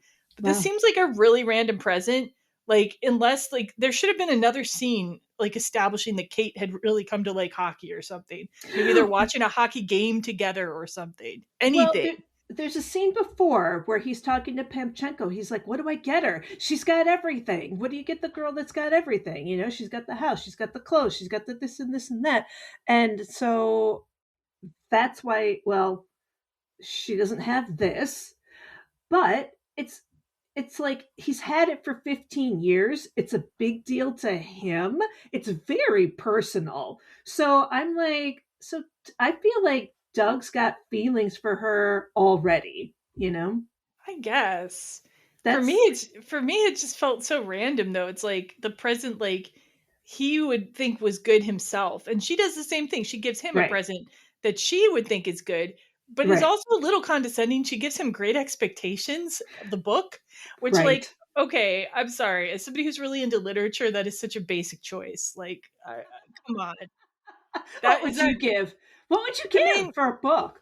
If I were giving a book, I'd probably either give something that seemed sort of like it might relate to his interests in some ways, like maybe a book like quote unquote more manly or something, or I would give like one of my favorite books, right? Like something is Great Expectations your favorite book? I don't know. No, right. It just Right. seems like the book you would come up with if you never really read literature. Yeah. Like I read it in high school, so Great Right. Expectations. I don't know. I mean, I agree. It would not be my go-to for a gift. I mean, it's easy Funny. enough to read. I don't know what the thought was there. Maybe there wasn't that. Maybe it's just a throwaway thing. But yeah, but okay. But you think this hockey sweater gift reflects some kind of feeling that's developing? Well, we both said we think there should have been more, right? And Mm-hmm. maybe again, this scene could have been more. There could have been a little more heat. I don't know. I mean, I think it, like I said, I think it was a really personal thing. It was something that he Okay. had. What could have been cool on her end if she was going to give a book, she could have given him her favorite book, one that she's read to 35 times, and the pages are all worn and it's got her notes. Do you know what I mean? Like I wish that could have been a book her mom had given her or something. Yeah. Something deep. Yeah. But it was still another just kind of like, oh, look, they really don't get each other. And there's another little dig. Like, they could have done better with this. I agree. Yeah. All right, let's move on to the rich people New Year's party. So many yuppies at this party. Like, they're partying at the mansion. There's like a saxophones playing a cover of Love Shack, which just took me out. I was like, oh my God, a cover of Love Shack. The music in this movie, by the way, I'm sorry. Whoever, I didn't look up the music supervisor because I don't want to call them out and shame them, but it was all over the place. Like, what was even going on there? I agree. Yeah, that's what I was like. This like get down, like da da da da. Like in every scene, it's like this. I don't know what's going on. I agree. It's very funny. I really don't feel they invested a lot of either thought or budget into like the music, like because it just seems like afterthoughts almost. And if you're gonna have this many montages in a movie, you want the music. Hard. Okay. Sorry.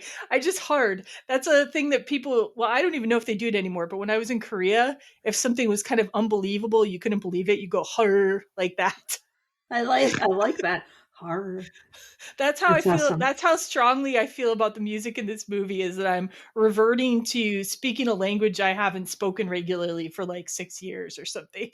No, 10 years. 10 years. Oh my God. It's been 10? Okay. Whoa. Yeah. Whoa. Anyway. Okay. So moving on. The captions aren't going to have any idea what to do with horror.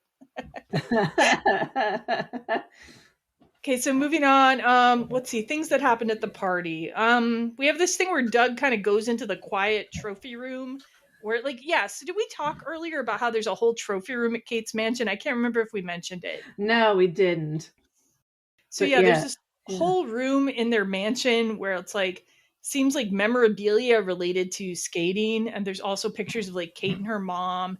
And then there's just like really prominent empty metal case. Kind of in the middle of the room. And that's supposedly where the gold medal is going to go for Kate and Doug to win at the Olympics. No pressure. Yeah, right.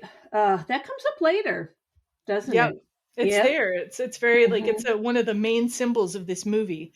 But Doug kind of leaves the yuppies behind to like just wander around in that room and look at some pictures of Kate and her mom. And we have it's a nice little quiet scene. It's not very long, but it's not bad. What do you think? Yeah, it was sweet. And then she comes, she touches him. She, under the guise of straightening his suit, and I don't know, that was an opportunity. We go back into the party and Hale, I can't believe this name. This is such an 80s douchebag name. Right, Hale, Kate's boyfriend who has an MBA and works in London for her dad's company. He is at the party. And he meets Doug and is almost immediately condescending to him. Yeah. It's like, really? I mean, does every wealthy person this condescending? Like, it's very tropey. Like, he even has the blonde hair of your standard, like, preppy, rich jerk from the 80s movie. This is not an 80s movie, but this is like very vestigial of an 80s movie. Yeah. Which is a shame because this is the actor who plays the dad at the end of Field of Dreams. Wait, what?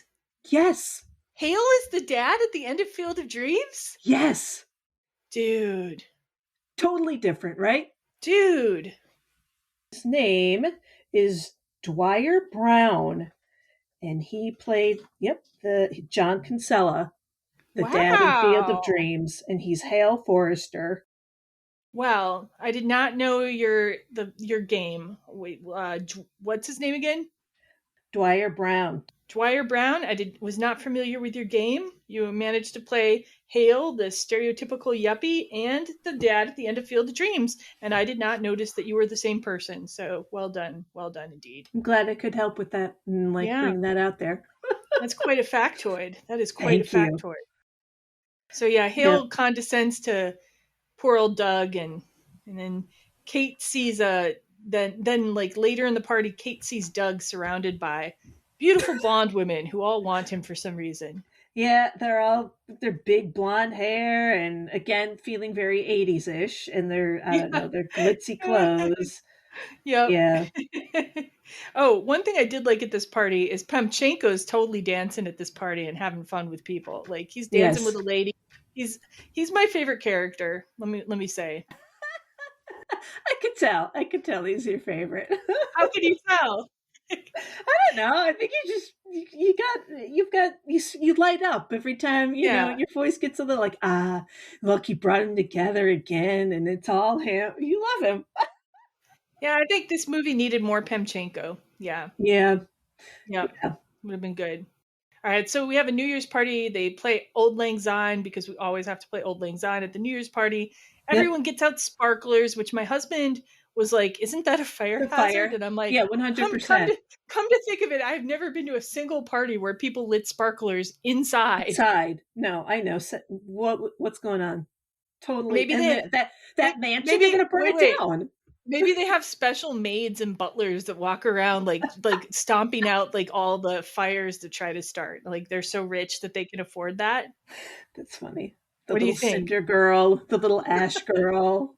Yeah, they're crawling on the floor so we can't see them in the shot. Excellent. Oh man, this is my new headcanon for this movie. I love it. Terry O'Quinn is actually secretly like sort of like almost evil and like well, with that thin little mustache, it's got that vibe. I don't know. I love it. Okay, but the sparklers do make a nice image. We have the sparklers, like there's a sparkler and then Kate and Doug are kind of like coming into this shot from either side. And there's this whole like everybody's been kissing and there's just like, oh, are they gonna kiss? Yeah. And I mean, disappointingly, only sort of. Right. Well, this is the moment. They didn't put this in the moment when they were exchanging gifts. They did it here and they kind of slow it down. It's as if the world has gone quiet around them and they have their moment, connection, and then awkwardly kind of kiss. But only on the cheek, not on the mouth. Only on the cheek. So it's like meh. I feel meh about the whole thing, to be honest. The moment before is good, but then the payoff is zero. So I'm just like, I guess Hale's there. So yeah. Hale. Yeah. All right. So we have this now sequence where Doug is going to go home. We have a reverse barge in where Kate barges into Doug's room. And she's to see him off. She looks at a picture of him smelling the ice that's hanging up in his room. And Doug says that like he enjoys the ice so much. It's like he has like sort of this relationship with it. He says, I think you'd skate even better if you let yourself enjoy it a little. And Kate gets a little grumpy at that. And then she's like, I only came in here to give you this tape of our highlights so you can show your family. And she's like, are they coming to nationals in Chicago? Which is never resolved because I feel like his brother should have come to nationals in Chicago. Right. Yeah, I don't know. But you find out that he hasn't told his family about this. Yeah. Yeah. Do you want to talk about going home to quote unquote fake Minnesota? Yes, because this scene is a crack up. So Doug gets there, he gets to the bar, and it's like the whole, like everybody there seems to be a regular, and it's packed. Or they're all distant relatives. I don't know. Because they're like, hey. And this brother comes out and he's like, oh, my brother back from the Merchant Marines, which I think is really funny. And everyone's like, oh, you're a hero and this and that. And Doug's trying to tell his brother, listen, keep that down. I want to talk to you in private. But how stupid is brother? Like, well, tell me in front of everybody here. And they keep cutting to the people's reactions. And there's one guy, man, I'm like, was he a producer? Was he somebody's friend? Because he got a lot of screen time for his reactions. And I don't know, it's very funny. He's like, I've gotten into figure skating, and somebody goes, finger painting, that's very funny. Yeah, and there's this whole like, stereotypical reaction of like, no, did I do something wrong from his brother? Like, it's like this whole like, it's not masculine. Like, I'm sure there was like a sort of homophobia implied. Yeah. So like, it feels pretty dated at this point. Like, figure skating's a big deal now. Like, I don't think you would get this much pushback from people. Right. I mean, it was a big deal then too, but like, I think we've expanded considerably what we think men and women can do. Yes, I agree. And then there's comments like, are they going to make you wear tights? Are they going to make you shave your legs? And I'm like, Olympic swimmers shave their whole bodies, men too. And so I'm like, what a silly thing to be all uptight about anyway. But yeah, I mean, I would have liked another scene in this movie with him and his brother, because like, this is really like the last we get. One. Yeah.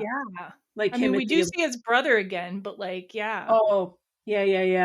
It would have been funny to have him come to nationals even, and like just have like one little interaction there with someone. I don't know. Yeah. No, I agree. Anyway, Doug then tells his brother that like the costumes and the music are going to be super different for their routine. It's not going to be all like, I don't know. He doesn't say girly, but I think that's implied. It's not going to be all girly. It's going to be like really cool and different. And cut to, of course, Doug is being fitted with like one of the most spangly Nutcracker ballet looking costumes ever. Yeah, a lot of freaking lace and sashes. And I'm like, again, like from a technical standpoint, all that shit would get in the way, wouldn't it? Like, yeah. And like we see, and then Doug in the scene tears all of the stuff off the costume that he doesn't like. And so that's enough of that. But now we have a music fight. Yes. We have a music fight between the most generic classical music ever on Kate's side to the most generic, like off-brand rock music on Doug's side. And I wanted to go in the room and be like, both of your music sucks. Well, actually, the classical music doesn't suck, but I wouldn't skate to it. But like, I just wanted to go in the room and be like, you guys, find somebody with good taste and let them pick the music for you, because this isn't working. Like, I don't know. What do you think, Sophia? I mean, okay, it does make a point though. Like she says, if you want to win, you got to play it safe, and there's a lot to that. Like I feel like, especially back in the day, if you weren't playing, anybody who did anything different or a little out there, I feel like got docked a lot. So yeah, I mean that's fair. But it's Kate and Doug just fighting it up, and they keep turning up the music louder and louder and louder. Much to Hale's chagrin. Hale, yes. It's after midnight. Yep. I have a 6:00 meeting. Oh, Hale, you're so important. So, like, I was gonna, like, one thing I thought of is, like, if you were to do a figure skating routine, can you think of any music that you would like to skate to? Because I came up with one for me. Oh, tell me, what's yours? Well, I don't know if you're familiar with them, because they're kind of like, they're an electronic group, mostly, called M83. And they have this really pretty song called Run Into Flowers, which I thought would be really great. It's like, kind of nice vibe. Like, you'd have to listen to it to understand, but it's really pretty. Yeah, and it kind of builds on itself. Like, and I think it would be a really good, I've roller skated to it, so that's my evidence that it would be good to figure skate to. I have no idea. I don't think. Do you think you'd be rock? Would you be a rock girl? Would you be a classical girl? Would you try something else entirely? I would lean toward rock, not classical. Okay. Yeah. Musical theater. Has anybody done it? I guess Ooh. maybe that's more like ice dancing. I think, I think you could make this music work for a lot of different things, I bet. So it just depends what piece. Yeah. Yeah. Yeah. Sounds good to me. So now we have a little mini scene where Kate is upset that Doug is taking 2 days off to, she assumes, meet girls. We never get to see Doug meet any girls, which is just Kate being jealous. Okay, we have a practice montage where they're both doing very well. They're wearing these kind of like sporty red and black outfits. And because they're doing so well, they have a celebratory dinner where Hale announces their engagement, even though Kate doesn't want him to announce it yet. So this is some evidence that Kate's kind of not feeling Hale these days. And yet she's accepted his proposal. But I mean, Yeah. again, all of this is building up to my defense of Kate. Okay. This Doug getting 2 days off. And she assumes, and I think Pamchenko does, he doesn't say no, that, because she's like, you're giving him 2 days off to go whore around in New York City. He's like, it's not New York, it's Boston.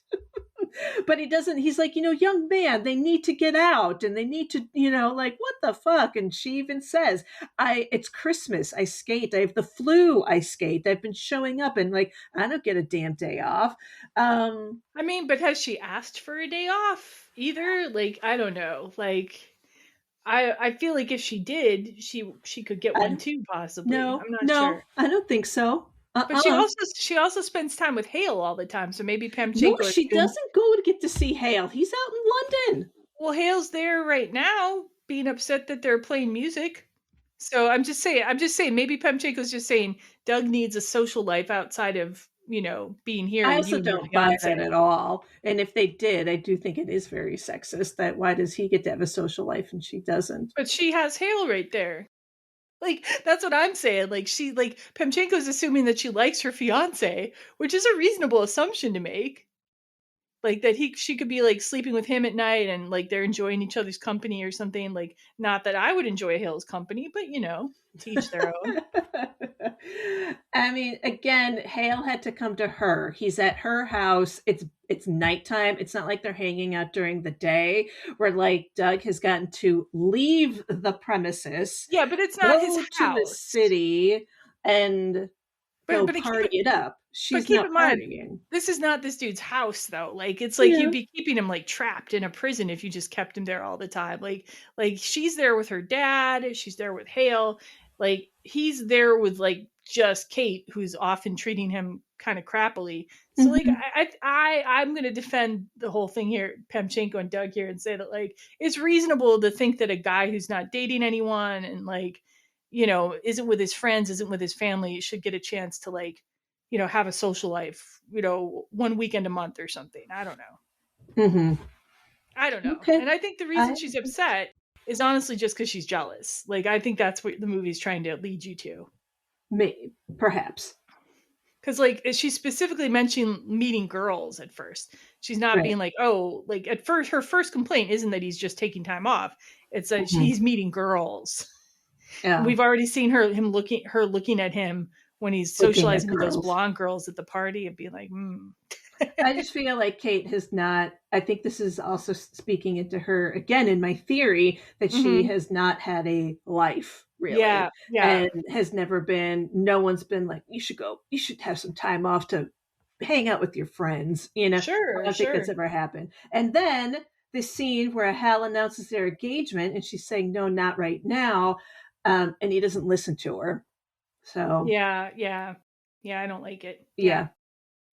All right, so this is a really weird scene. So Kate's old coach, who is, like, yelling at her in the first scene in the movie, randomly visits her during her practice session and is basically, like, psyching her out. But, like, this is her ice rink at her mansion. Right. Who let this guy in? Right. I don't know, right? Totally weird. Like, why is he even there? Yeah. Exactly. There's no guard. They've got butlers and maids. Where's the guard? Yeah, would he just wander in? Like he just, like, staked out the house and came over just to be like, hey, you're not really good at trusting partners and you're with a hockey player. I don't think you're going to do well. I just care about you. I just wanted you to go out strong and you're going to fizzle. Okay. Yeah, take a hike. Yeah. But Kate defends Doug to the old coach, and she says he's an amazing skater, maybe the best she's worked with. And Doug overhears her defending him, which I like that. But he doesn't really seem to appreciate it that much, because his comment to her then is, take off the rock while we work, like referring to her wedding ring. Take off the rock while we work. It's cutting the hell out of my hand. But it's like, you just heard her say something really nice about you, dude. But then she comes to him and she's like, I swear, if you let me down, they're going to have to cut the marks on your back. Like, she's still like, don't make a fool out of me. Versus like, I mean it. You're the best I've ever skated with. She's not. Yeah, that's true. I forgot that part. She's talking shit. Right. Yeah. Yeah. All right. Nationals. We're now at Nationals in Chicago. All right. So Kate's old partner is also at Nationals. He has a new partner named Lori with the red hair, and she is flirting with Doug. So's the old partner too. He winks at him. Yeah. But like, I was thinking, like, I wonder if this is something that like people in figure skating couples would do. Like, wouldn't you have like loyalty to your partner, even if like you're not together, but just to like during competitions? Why would you be flirting with someone from a different team? I don't know. Yeah, well, that's interesting because what's this point in the game? This is Nationals. You're all trying to get on the U.S. Olympic team. Yeah. So you would be teammates, but you're also competing against each other, right? You're all vying for these medals. I mean, some sports it wouldn't really matter, but like when you actually have like somebody you're in a pair with and you have to trust them, why would you be like sleeping with someone from another pair? I just don't see it. Anyway. Yeah. I don't know. Maybe this brings up interesting corollaries to heated rivalry now that I think about it. Oh, okay. Okay, so Kate is now, there's a scene where Kate's ranting about Doug to Hale. And Hale very quickly realizes she likes Doug and basically gives up on their relationship right then and there.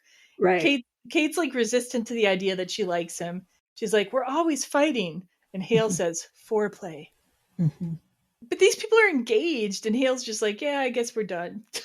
Well, she's pissed at him, and she's already kicking him out of the room, too. She's like, that's it. I knew it. Get your own room. Really? You throw out your fiancé, like, over a squabble? Like, that, too. She's ready to kick him out. And that's the last we see of good old Hale. So, yeah. Goodbye, Hale. We'll see you in Field of Dreams. All right. Now we get this little scene where Doug is really nervous before their short program, and he vomits in a corner somewhere. Yeah. Says, look, it goes away. It usually only took me about 10 minutes to relax. To which Kate says, our whole program is only 2.5 minutes. And he says, so 8 minutes after we're done, I'll be fine. That's funny. Yeah, I think that was for me, like the funniest exchange in the movie, and the funniest mini scene in the movie is this little vomiting before competition. It's relatable, man. I get really nervous before, like when I was doing theater, any kind of competition too. Anything where like, if you make a mistake, this is your one chance to do it right. Yeah. Yeah. That's the thing. Like there's different kinds of work in the world, like something like podcasting or writing. You can go and edit it later, like there's a chance to fix it. Something like this, you work so hard for months and months, and then it all comes down to these few minutes, and that's so much pressure. And as we said before, how we worry about these Olympians falling, and that's just it. They've worked and they're the best of the best, and they still, fumble on the ice and miss it and fall and stuff like that, and wobble when they land. Like the pressure's so high. Oh, dude, I was watching, to prep for this episode, I was watching some performance from like the early 90s. And like somebody fell and I just gasped and I was like, oh, and it's like, dude, this literally happened like what, 30 years ago or something. And I'm like it's over. I'm sure the person involved is fine. Like, right. But I'm saying like, oh, like that's how stressful it is. Like even a onlooker can be dismayed by such things. Yeah. So the vomiting thing is relatable to me. But how is this their competitive debut? The announcer's like, this is their competitive debut. Right. Like, is it just because she's so good that she automatically gets grandfathered in? Like, why wouldn't they have performed at like some other event before this? I have Where no maybe idea those rules and like what comes before to get you to here and blah, blah, blah. Those Yeah. are great questions. No idea. So they have these red and black costumes. They're sort of skating to this like sporty rock sort of music. So I guess Doug won. Hmm. They do side by side double axels perfectly in sync, and they are in third place after the short program. Anything about their performance or anything you'd like to mention? No, but just that, yeah, it seems like he won for costumes and music. Yeah. Yeah. So Doug, after they perform, says he'd rather do both programs in one night. And he compares the short program to foreplay, which hearing that word so soon after Hale mentioned it freaks Kate out. Yeah. That's funny. Next time we see their long program, they're wearing blue costumes. They do a move called a sit spin very well. Their program is super great technically, but their scores are lower than expected, and the audience is booing at this point. And Doug is upset. He says, "This is horse shit. You call this a sport?" Which, yeah, that's relatable because, like, I ended up watching I, Tonya before doing the show, and it was reminding me of like how Tanya Harding, like, her style of skating and her personality didn't really jibe with the judges and like the kind of culture around ice skating at the time. And she was similarly like really pissed off that she could be technically a virtuoso, but downgraded, like you said, for music, for doing music that was a little different or just having a different style. Yeah. Yeah. They get a little subjective versus like, yeah, it's really shitty. And you work your ass off for like, yeah, and it's over in 3 minutes or however long your program is. Yeah. Awful. And Doug's coming from a sport, hockey, where there's like a clear cut kind of score. Right. Like you might have a call that you don't agree with once in a while. But like overall, the game is very like organized and like objective and clear. Like who's the winner. Right. Goals, stuff like that. You make a goal or you don't. And calls, that would suck. If you feel like a shitty call was made from a ref or something. But it usually isn't gonna like it usually isn't as vital as like these scores though. Like these scores are so total and like and it's like you don't even necessarily know how to improve either when it's subjective like that, you know? Right. Any of these sports where artistic elements come in, you know, or where people can say it was an artistic element, but really they've got a personal prejudice because that's the other thing. Like you can use these ideas about artistic elements to disguise if you have a personal prejudice as well. 100%. And I think that's what that's the feeling about Tanya Harding, you know, is that they just didn't like her vibe. And they're like, oh, artistic and blah, blah, blah. You spray up your bangs. You're not, you're clearly not one of us. Yeah. So yeah, it's interesting. It's an interesting element in this sport, which you don't see in a lot of the other sports that we've talked about in the series. Right. Yeah. Right. Yeah. And this is also demonstrated. We see a clip of a popular team that's popular supposedly with the judges, the Wiedermans, and they're wearing these like corny like German costumes and like doing this corny hokey skating routine. Routine, yeah. And then one of the skaters gets caught in the other person's costume, and they end up screwing up. And so Doug and Kate have a spot in the Olympics after all. Yay. Yeah. Close call. All right, this leads to a scene where Kate and Doug go out drinking to celebrate, and Kate has never drank before in her life. So obviously she starts out by doing shots. Yeah. Is that the way you start? I don't know. It's not the way I'd start. Like I didn't drink really. Like, yeah, like have never been a big drinker. Yeah. When I started drinking, I'd maybe drink like one drink, and it wasn't a shot. Like a mixed drink or something, or a beer. And I'd drink like one. I was never drunk until I was 35 years old.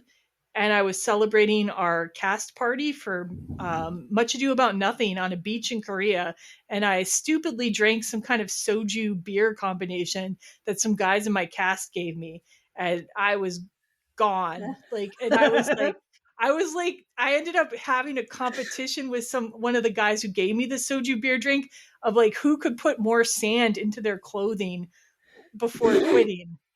And That is hilarious. And I won this competition because I put the sand both in my shirt and in my pants, and I was the winner.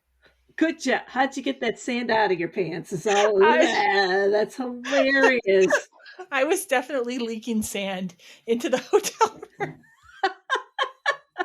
Lee was not very pleased by this. That's amazing. That's the most fantastic first time drunk story I've ever heard. And that was like almost the last time I was ever drunk too. I think I've only been drunk like maybe like one other time, like tipsy a little bit after that, but like that's it.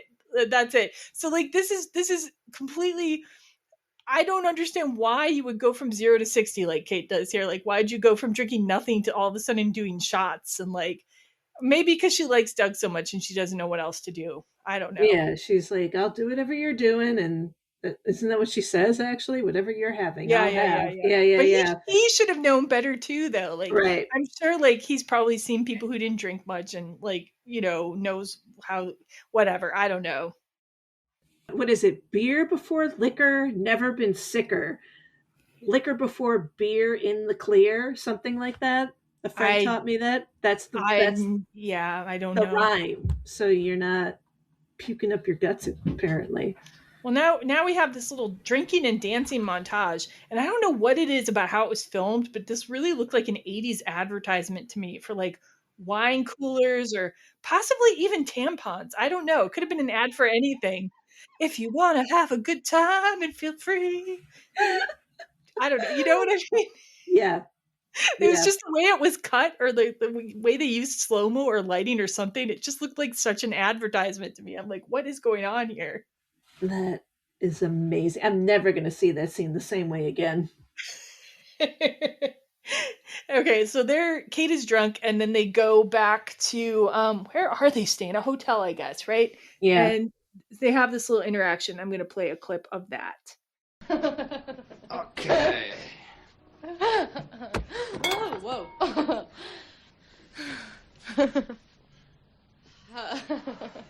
Wanna dance? I don't think so. Aw, Doug. Douglas, you silly thing. Please don't think. That's what I like about the way I feel. I feel like even if I tried to think, I couldn't, and I think too much, and I think so long, and it's so tiring.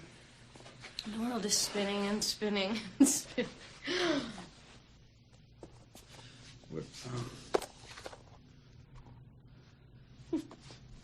you ever play with magnets? You know, I used to have to push them around, and they'd push away, and you'd push them around the table, and all you really had to do was just flip them over, and suddenly... Don't you see? That's why everything's been so awful. All we needed was a little flip. Come on, Kate, it's not right. What about Hale? Oh, hail schmail. We're through. Our engagement is off. Flip.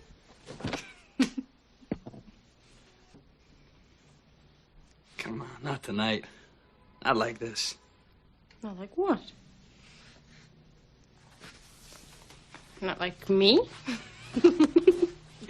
Kate, you're bummed. What do you mean? That means that it's time for you to go to bed. God, it's just what I need. Someone else telling me what to do. In case you've missed it, I am throwing myself at you. I am tearing off my clothes, and you are giving me a rundown on drinking do's and don'ts. Kate, why don't you calm... Listen, I get enough coaching on the ice. Get out. You got this all wrong. Do I ever? Excuse my surprise, but really, what a disappointment. What is that supposed to mean? Well, look at you. God's gift to reckless abandon, revealed as nothing but a prude in wolf's clothing. You're a lousy drunk. And you're a lousy date! So, Yeah. Apparently, Doug is a lousy date, and Kate is a lousy drunk. And I'm inclined to agree with both of them in certain ways, but I'm very happy that Doug respected the fact that you should not sleep with someone who's drunk out of their mind. Yeah, yeah. But boy, she feels rejected. Poor Kate. It's over with her fiance. Yeah. Yeah. What are your thoughts? No, poor Kate. She's just okay. This is another instance where like I do not behave like Kate in any way, shape, or form. Like I don't get super, super drunk. Like I didn't even get drunk until I was 35 because like I knew that being drunk wouldn't be good for me and that it doesn't lead to good decision making. And like Mhm. so there's that. And then Yeah. there's the fact that if I liked somebody, I would just tell them. So there's that. Yeah. Yeah. And I don't repress myself. Right. And I like she says she thinks too much. That part I can relate to, like how it sucks to have to think so much and she's maybe an overthinker. So I can relate to that. But maybe I overthink in different areas of my life. Like I don't overthink that much in relationships. I try to go with what I feel. And so yeah. So I'm more annoyed with her in this part of the scene. I'm more annoyed with her. I respect that Doug is like I'm not going to take advantage of somebody being drunk. But I think he probably should have been a little more understanding too, and just been like, you're really beautiful or whatever, but like you're drunk, and so like maybe tomorrow or we can talk about this and think about it. Like maybe he should have Right. been a little more reassuring or something. Yeah. Right. He likes her. Say a little bit more. Yeah, totally. I mean, we don't know how drunk he is either, so maybe he's not functioning all his cylinders either. He seemed fine, but he was I fine. guess, but then he goes back to his room and he's drinking some more. So like, is he fine? Or like, is he just kind of half drunk and like he's getting the rest of the way drunk? I don't know, but I think in this moment he's at least he has more faculties about him than she does, right? Because he Sure, knows but to that's put because the he brakes drinks. on and That's whatever. because he's used to Yeah. drinking, though. So I don't know. Right. I think it's Right. possible he's still not 100%, his best Mhm. judgment. Because then he goes back to his room. He's Right. drinking some more. And then he opens the door. Somebody knocks, and it's Lori, the new Yes. partner of Kate's ex-partner. And he just lets her in to hook up with him. And I'm like, ooh, this is where Doug is the bad guy now. I'm just like, are you serious? Like, Yes. why? Why would you do that? It just seems so disloyal to your partner, like right before, you're going to be competing and everything. Yeah. And he likes Kate. He likes her. So they had a fight. Yes, Like, yes and no, yes and no. You you know, think you don't you think think he knows 100% that he likes her right now? I don't think he knows 100%. No. Okay. Something he says the next day makes me think he doesn't know 100% because Kate is hungover. She locks herself out of her room. Lori answers the door to Doug's room, which is such a trope itself. And then Doug follows her out of the room wearing his towel to try to explain things to her. And he's arguing that Kate shouldn't be so upset because like he needs time to adjust to the idea of Kate liking him because she's been treating him like crap, like hired help, he says. So I Yeah. think it's like maybe it hadn't occurred to Doug that they could be together, until last night. So maybe he doesn't know that he likes her simply because it hadn't even occurred to him that it was a possibility. Do you know what I mean? I mean, he doesn't even know that Hale and her broke up until the night before. Right. Till that moment. Golly gee. Right. Right. Yeah. Yeah. But I still think it's shitty that he slept with like Lori because I mean that would just be like it just seems like a bad move in terms of like sportsmanship, being a sports person in this. I don't know, whatever. Who can say? Yeah. Yeah. I suppose. So now we're going to come to the spoiler section. So if you haven't seen The Cutting Edge and you don't want to be spoiled on the end of the movie, please stop listening now and then come back and rejoin us when you're done. So the first thing I want to bring in after our spoiler line has been crossed is the Pamchenko, which we have mentioned earlier in the podcast. So the Pamchenko is a special skating move. It is introduced by the coach, Anton Pamchenko, when he tells Doug and Kate that there's a European team that's going to be at the Olympics who are like perfect and supposedly unbeatable. And so Pamchenko wants them to do a move that's going to blow the competition away. But apparently they only have 5 weeks before the Olympics to like do this spectacular Wow. new move. And I'm gonna play a clip. We're playing the clips too close together. I'm sorry, everybody, but this is a clip of Anton Pamchenko introducing the fabulous new move. 20 years I've been working on this. But, to have skaters, to have situation, to have Jelania desire, it's not ready until now. What is this? Is this a bounce spin into a throw? You can't do that. The key to this is release. There can be no halfway. No. No, it's illegal. Legano, ni legano is gray area. Bounce, spin to a throat twist, and I catch her? Sort of. We can't do this. Why not? We have all the pieces. We have 5 weeks.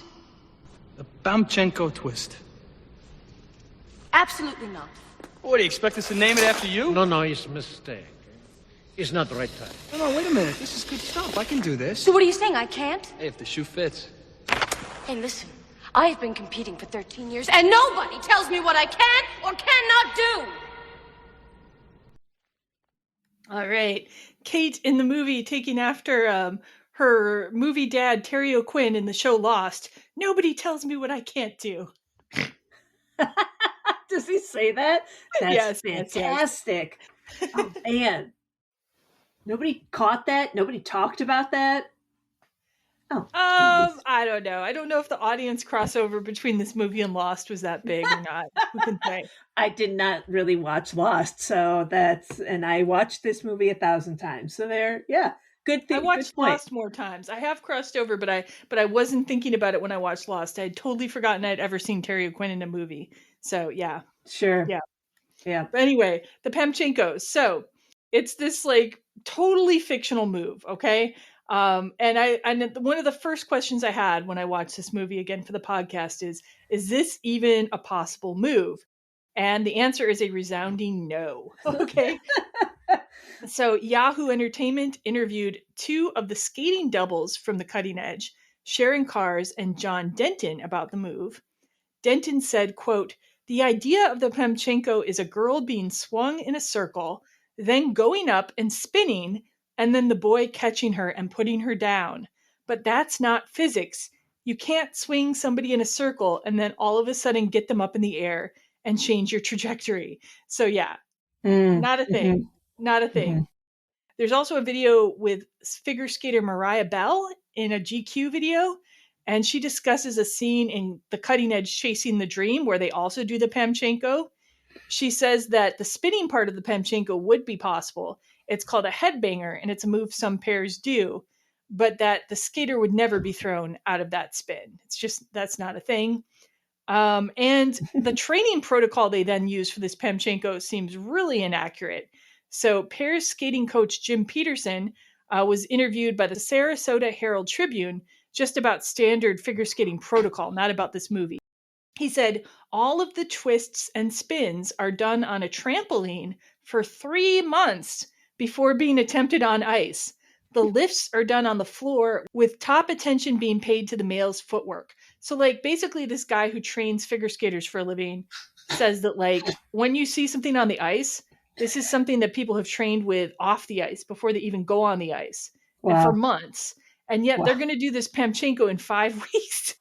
That's hilarious. And there's no footage of them off the ice in this training montage. They're just on the ice doing this over and over again. She's getting injured over and over again, potentially falling. Right.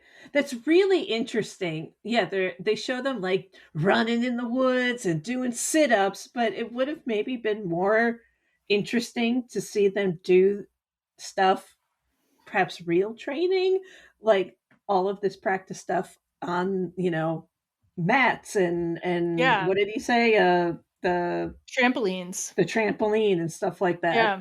In some of the cutting edge sequels, the ones made for TV, they do show more realistic training. So that's interesting. Very good. But but also like this same article in the Herald Tribune is talking about like all the accidents that can occur in figure skating and how most of them do occur in the training phase. So like when she's falling down over and over again, that would not be like something you'd want to risk right up to leading up to the Olympics. Totally.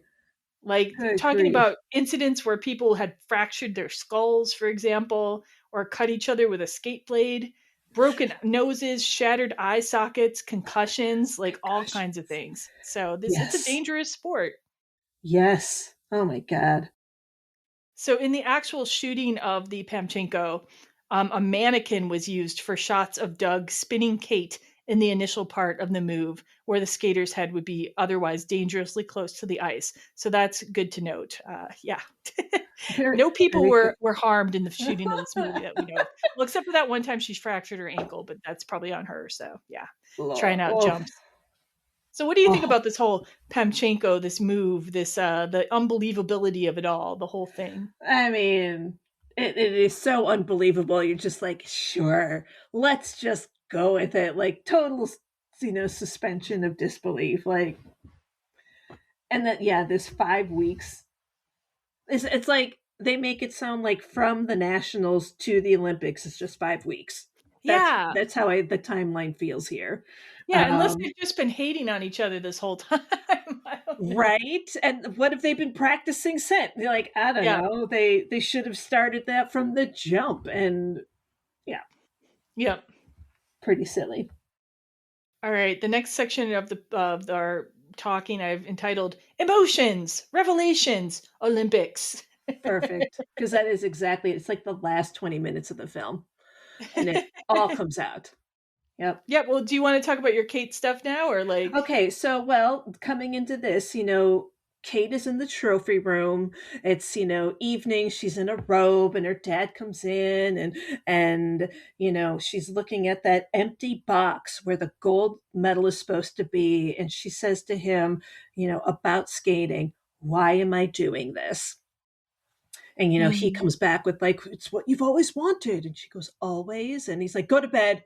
It's just Kate, go to bed now, and he's telling her what to do. And that's, I think, Kate's deal, the whole thing through the movie and why she's so snotty and just quote unquote difficult or whatever is because she's been told what to do for so long.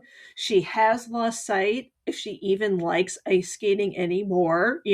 Doug says it to her, if you had more fun and you enjoyed yourself, like, and I think also why she hasn't found a partner, why no partner's ever good enough. Like, I think, and she didn't get to go to college and all these things come out. She might've missed opportunities. I think there's been some subconscious, maybe some self-sabotage because maybe she hasn't wanted this for sure always, and why she's fighting with everybody all the time or so quick to like punch back. I can't imagine. That would fucking suck. No, I agree with you. I agree with you that that's what the movie wants you to see. I don't think they did a great job bringing it across in terms of the dynamics you see with Kate and her dad throughout the movie. I just don't think you see enough of the dad. And I don't think you see enough of their interactions about different decisions. Right. Like, I think you have to like put this plot together, these themes together through very careful attention to things that she's saying. But like, and sometimes that would be fine. That would be subtle. It would be just like, oh, it's very subtle writing. But in this case, it just feels a little careless to me. It feels like parts of the script were edited out. That's how I feel about it. Like, I feel like more scaffolding could have been put into this plot. You know what I mean? Yeah, totally. I mean, it's taken me how long? When did this movie come out? 92? And we're in 2026. This is the first time I ever thought of it. So it's taken all this time for me to put that together. Yeah, they should have. It could have done better. Yeah.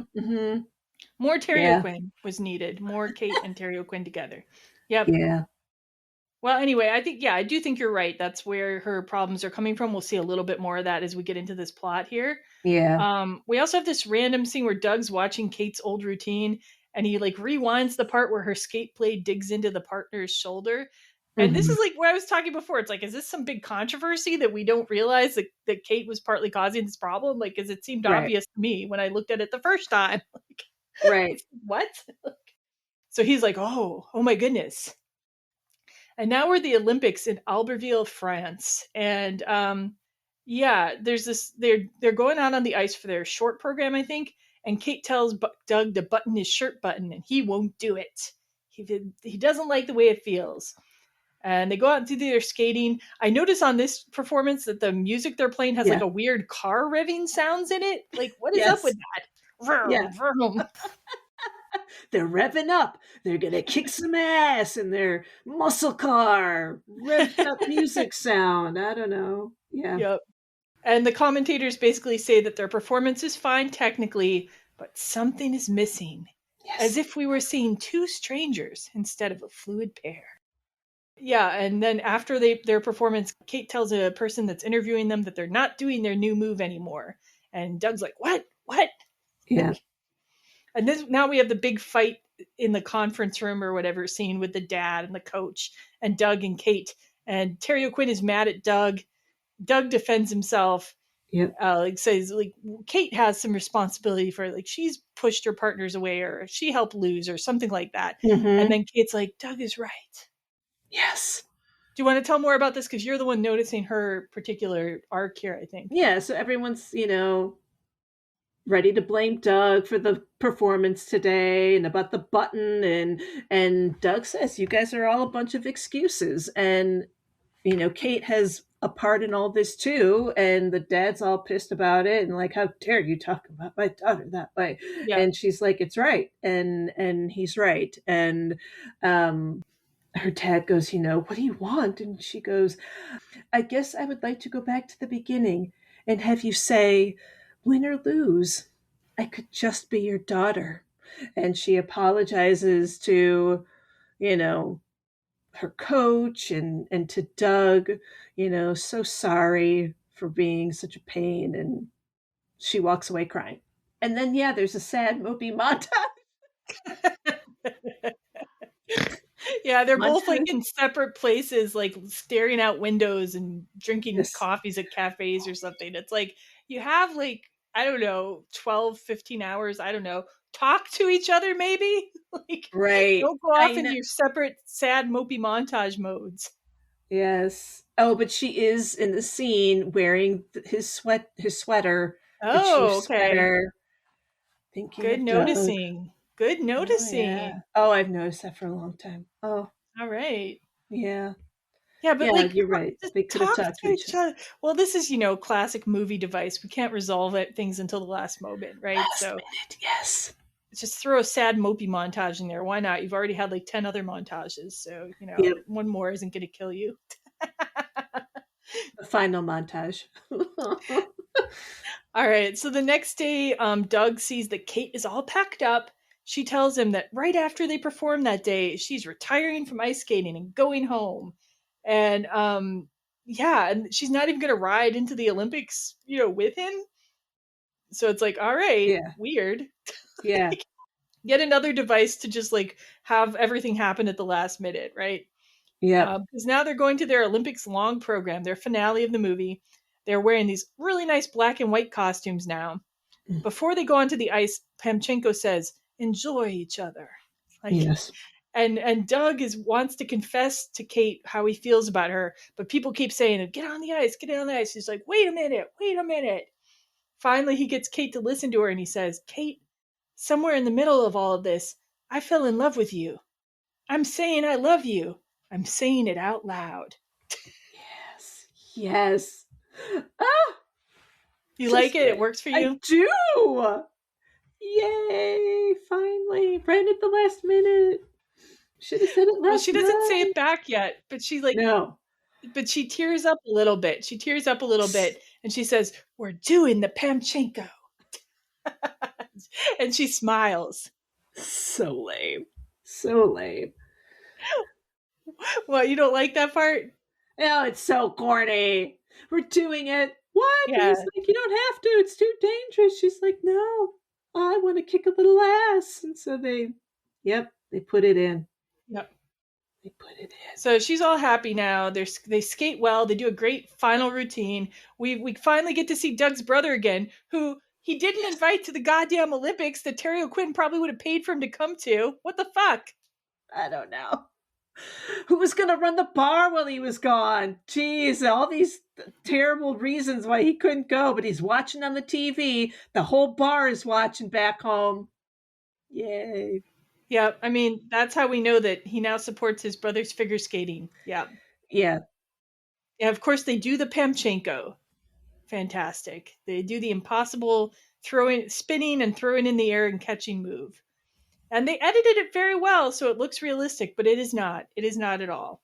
Yes, I'm glad it was a dummy there and not a real person. And as Doug dips Kate into the final part of their move and he's holding her there, Kate says she loves him too. Doug says, just remember who said it first. And they kiss, and the movie ends. Dun, dun, dun. Final thoughts on the film, anything about the film as a whole before we talk a little bit about the sequels? I mean, it's just delightfully corny, and all unbelievable and over the top and tropey. Very tropey. It hits the spot. I mean, because I saw it so long ago, and at the time, like, all these problems I didn't notice before or think to question, as a young person, and so I've just have let it all go over the years. So you're just saying, like, this is like this because it has that nostalgia for you, though. You'll keep watching this one, and yeah. But tell me about the the cutting edge sequels. Yes. So my library was in possession of all 3 of the cutting edge sequels on DVD. Yes. The first one is called The Cutting Edge Going for the Gold, and this is from 2006. ABC Family released it and then gave it the DVD release. Jackie Dorsey is the main character. She is the daughter of Kate and Doug, who of course have been recast with different actors. Okay. After an injury, she decides to switch from single to pairs skating because she won't have to do things that are quite as athletic in pair skating. She won't have to make leaps that are quite as high, as many axels or whatever. The unlikely partner in this movie is an inline skater and surfer who has been training for the X Games. There's a relic of the past, the X Games. They might still be going on, but that just reminds me of the whole extreme era. You know what I mean? And he's been dropped by his sponsors, though, because he's unreliable at showing up for meetings and stuff. So, like, it has some very similar story beats to the original, including, like, the guy in this one has a fiance. The fiance character is just silly. But I did like the female lead. I thought she was good, an interesting character. And it was kind of fun, even though it was super cheesy, having the inline skating and surfing element. It was cheesy, totally. but kind of fun at the same time. What can I tell you? Now, the next 2 I accidentally watched in the wrong order. I didn't think they connected to each other, but they did.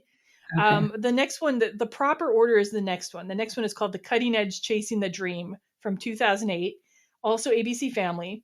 This is linked to the previous sequel because Jackie Dorsey, who was a figure skater in the last movie, is now suddenly a figure skating coach only 2 years later. I don't know. Okay. So she's a figure skating coach now, and she's training this new pair.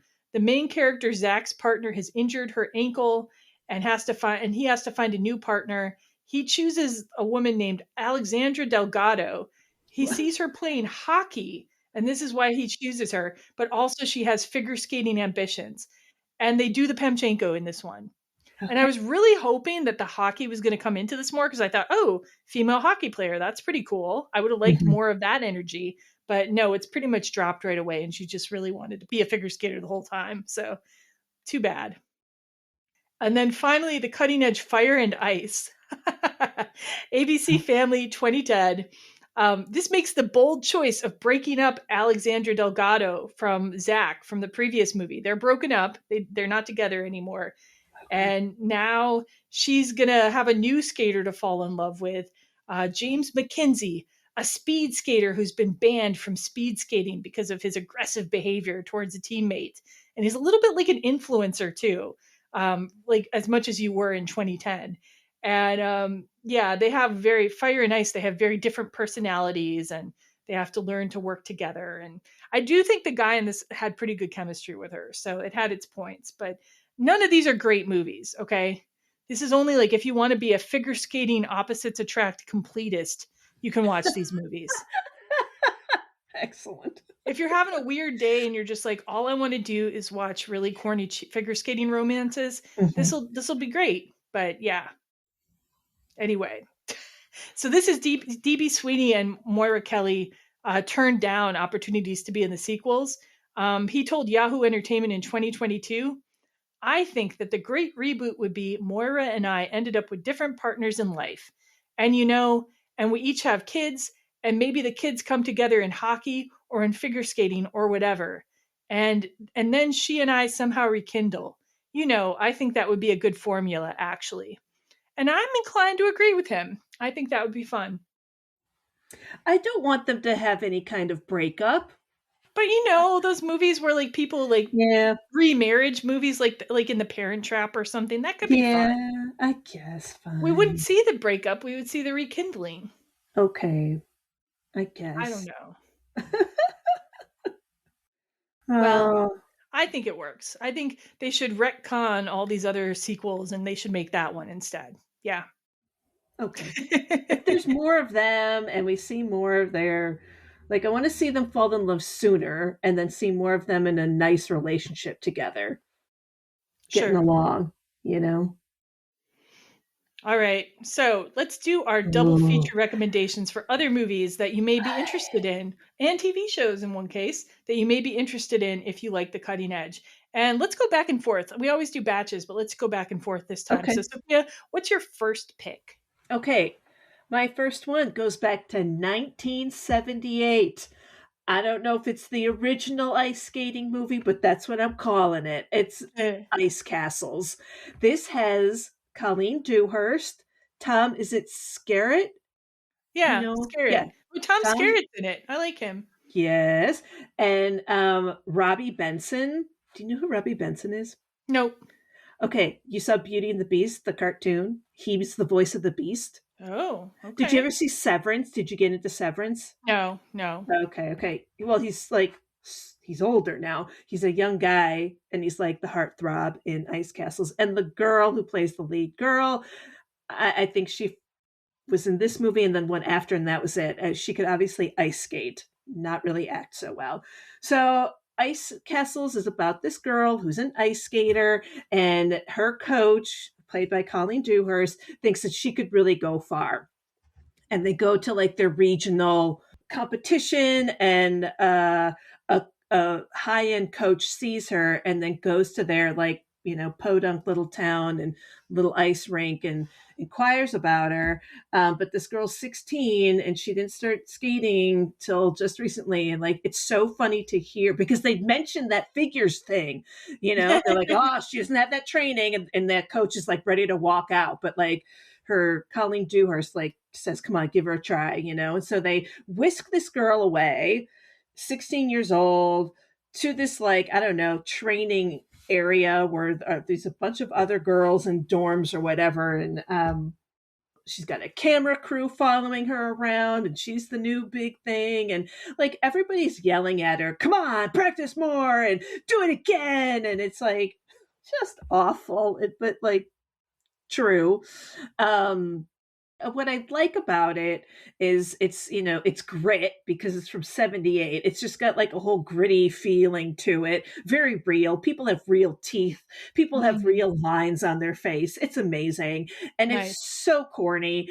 And it's very problematic as well because there's this older guy who's into this 16-year-old and you're like, oh God, we used to think this was okay and it's not. But as an OG ice skating movie, worth the watch. All right. I've definitely heard of Ice Castles. So yeah, I don't know if I'm going to watch it anytime soon. I think I'm burnt out of skating movies for a while, but for sure. Maybe. Mm-hmm. All right. So my first pick is, probably half our listeners are already watching this, but it's the TV show Heated Rivalry from 2025, which is going to be a continuing series based on a series of books by Rachel Reed. So I thought maybe it would be overhyped. And I was like, well, I'm going to watch some of it because, it's my duty as a rom-com podcaster to watch new romances. And then I watched it and I was hooked in. And the first 2 episodes, not as much. I liked them, but they're a little bit more surface level, a little bit more smutty and, cute guys and montages and stuff.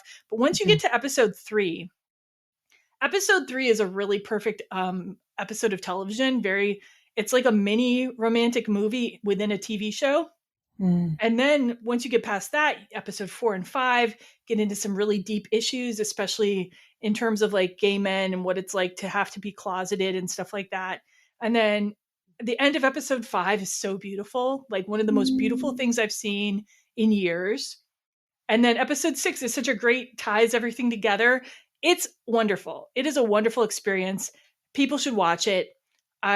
Anybody should watch it. Like it's just a beautiful love story. If you love romance, you should be watching this show. That's all I'm going to say. I ended up reading the book as well.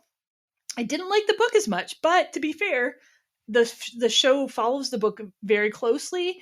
It's just, I think the director Jacob Tierney really brought out the best in the story, and the actors, the lead actors, Connor Story and Hudson Williams and Francois Arnault, play the characters so well. The acting is very good. The cinematography is good. The production values are good. Everything I've been complaining about that other romantic movies and shows on streaming don't have, this has. So yeah, this is my highest recommendation for Heated Rivalry. I am on what they call my third reheat right now. Instead of rewatch, they call it reheat. And this time I'm watching it with my husband. So yeah. I need to keep going with it. I started a little bit, but that's what I've heard. It's like so vulnerable and just really beautiful. You need to get to episode 3 before you decide what you think of it. If you watch part of episode 3 and you're not hooked in, then maybe it's not the show for you. But I would advise anybody not to quit until they've gotten to episode 3 at least. So yeah. Okay. Good. That's fair. Nice. Okay, my second double feature is Blades of Glory from 2007, starring Will Ferrell and John Heater. Amy Poehler and Will Arnett are also in it. And I am usually not a fan of these super duper over the top semi raunchy comedies. This one hit so good though. Okay. And it oh gosh. And so they, Will Ferrell and John Hader's character are rival single skaters. They have completely different styles, but they get expelled somehow, and they decide to team up as pair partners, and they find a loophole to be a same-sex pairs team. And they do a sort of Pamchenko kind of maneuver, and it's so lethal. The people who have tried it in the past, their heads get cut off, and oh god, it's so funny. I laughed so hard, and it was just what I needed in these dark times. Okay, you kind of sold me on that. I'm not even usually a Will Ferrell fan, but that sounds kind of funny. So yeah, so good. And he learned how to skate. It was just, because I'm watching it, and I'm like, and I'm looking it up. I'm like, did they learn how to skate for the show? They both did, and he does a really decent job. Nice. Yeah. All right, so my next double feature recommendation is going to be one that I really think you should watch. Sophia, you could watch it with ABG. It's on the Disney Channel. Very kid friendly. It is called Ice Princess, and it is from 2005. And it stars Michelle Trachtenberg. She plays a really smart girl who is headed towards the Ivy League. But she, through a physics project, she inadvertently gets into ice skating and realizes she's actually quite talented at ice skating too. And her mom is played by Joan Cusack. Joan Cusack really doesn't want her anywhere near ice skating. She wants her daughter to go into the Ivy League as planned. She really, she's very much values intellect and achievement on that level. And she has a very dismissive attitude towards ice skating. And the ice skating, there's another mother-daughter pair in this, played by Kim Cattrall and Hayden Panettiere. And Hayden Panettiere is a figure skater who's trying to be competitive, and she's this classmate of Michelle Trachtenberg's, and they don't really get along at first until they start skating together. And Kim Cattrall is her coach and her mother, and all the actresses are great in this. I love seeing Kim Cattrall in things. I love Joan Cusack. Hayden Panettiere, I love her from the Scream movies. And Michelle Trachtenberg, I've seen her in a couple of things too. She's really good here. It's a great movie about mother-daughter relationships. It's a great movie about deciding what you really want to do with your life. What is your passion versus what is maybe what your mom's plan for you might be. And it has some really fun ice skating competition scenes. There's actually a surprising amount of fun scenes of different skaters at that rink that she's practicing at competing. And there's a little teen romance in there too. I think they could have cast a little bit more compelling guy for that, but it's kind of the side point. You know what I mean? It's one of those movies that's more about a girl's self-realization and maybe her relationship with her mom than it is about the romance. But seriously, a sweet movie, much better than I would have expected it to be. Really worth checking out. Yeah. Very good. Very good.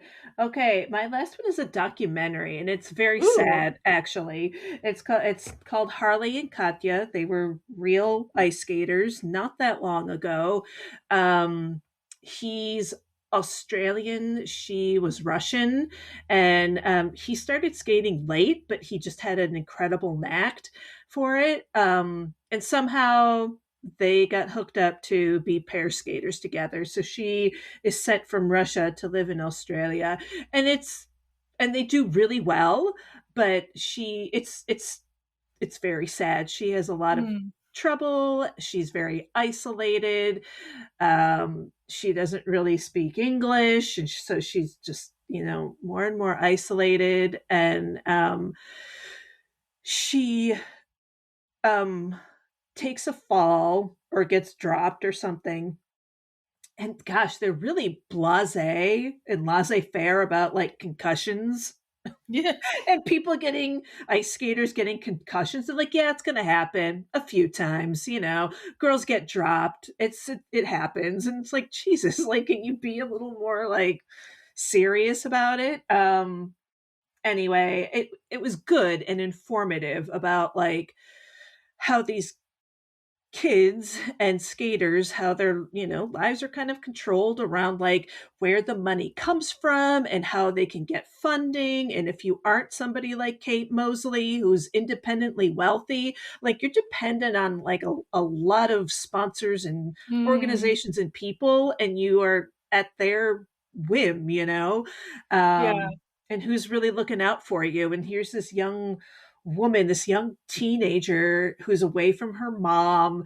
No one's really like standing up for her and looking out for her. And she gets, the short end of the stick in a lot of ways. So I don't want to spoil it, but it's sad.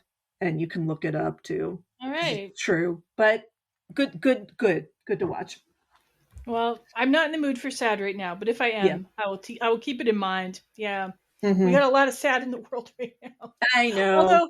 Although my last Definitely. recommendation has its sad moments too. Okay, tell me. So my final recommendation. So I was intrigued by this one because it's about a girl whose ambition is to play hockey rather than be a figure Ah, skater. And I was really looking for that. I was like, oh, wouldn't it be cool to have yes. a girls movie about hockey, like instead of just figure skating? So Yeah. this one's called Riviere. It came out in 2023. It's a very small film. It's in the French language. I can't remember what country it comes from, but it's in French. Mhm. And I found it on Tubi.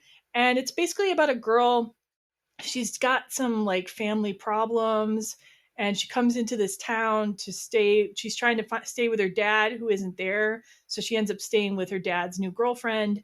And at the same time, she's hanging out with these kids who are at the local skating rink, and she's like kind of fooling around on the ice, and she ends up getting recruited into the boys skating team because she's so good. And at the same time, she's developing an interest in another girl who's a figure skater, and they develop Okay. a little romance. But there are like some really sad moments in this movie too. So Oh, it's a drama. okay. I would say overall, it's not going to leave you too sad, but like Okay. it's also not like a feel good movie. Okay, it's more of like an indie drama. But Okay. I do like that it's about though a girl who's becoming a hockey player, because it gives us a little bit of a different gender take on the whole thing. Rather than like girls figure skate and boys play hockey. Like it's like Right. no, girls can play hockey too. And so here you are. So Riviere on Tubi if you're interested. Cool. Free. Yeah. Nice. And just a little honorable mention shout out to I, Tanya from 2017, which I did watch for some prep. I think it does more than a lot of movies about ice skating to actually give you a little insight into some of the technical aspects of the sport and some of the political aspects of the sport. Mhm. And of course, Allison Janney won an Oscar for her supporting role in that. So Oh my yeah. God, she was fantastic and awful and so good. Yeah. Yeah. Yeah. Anyway, it's been really great talking with you again, Sophia, and You we'll too, do it again Jen. soon.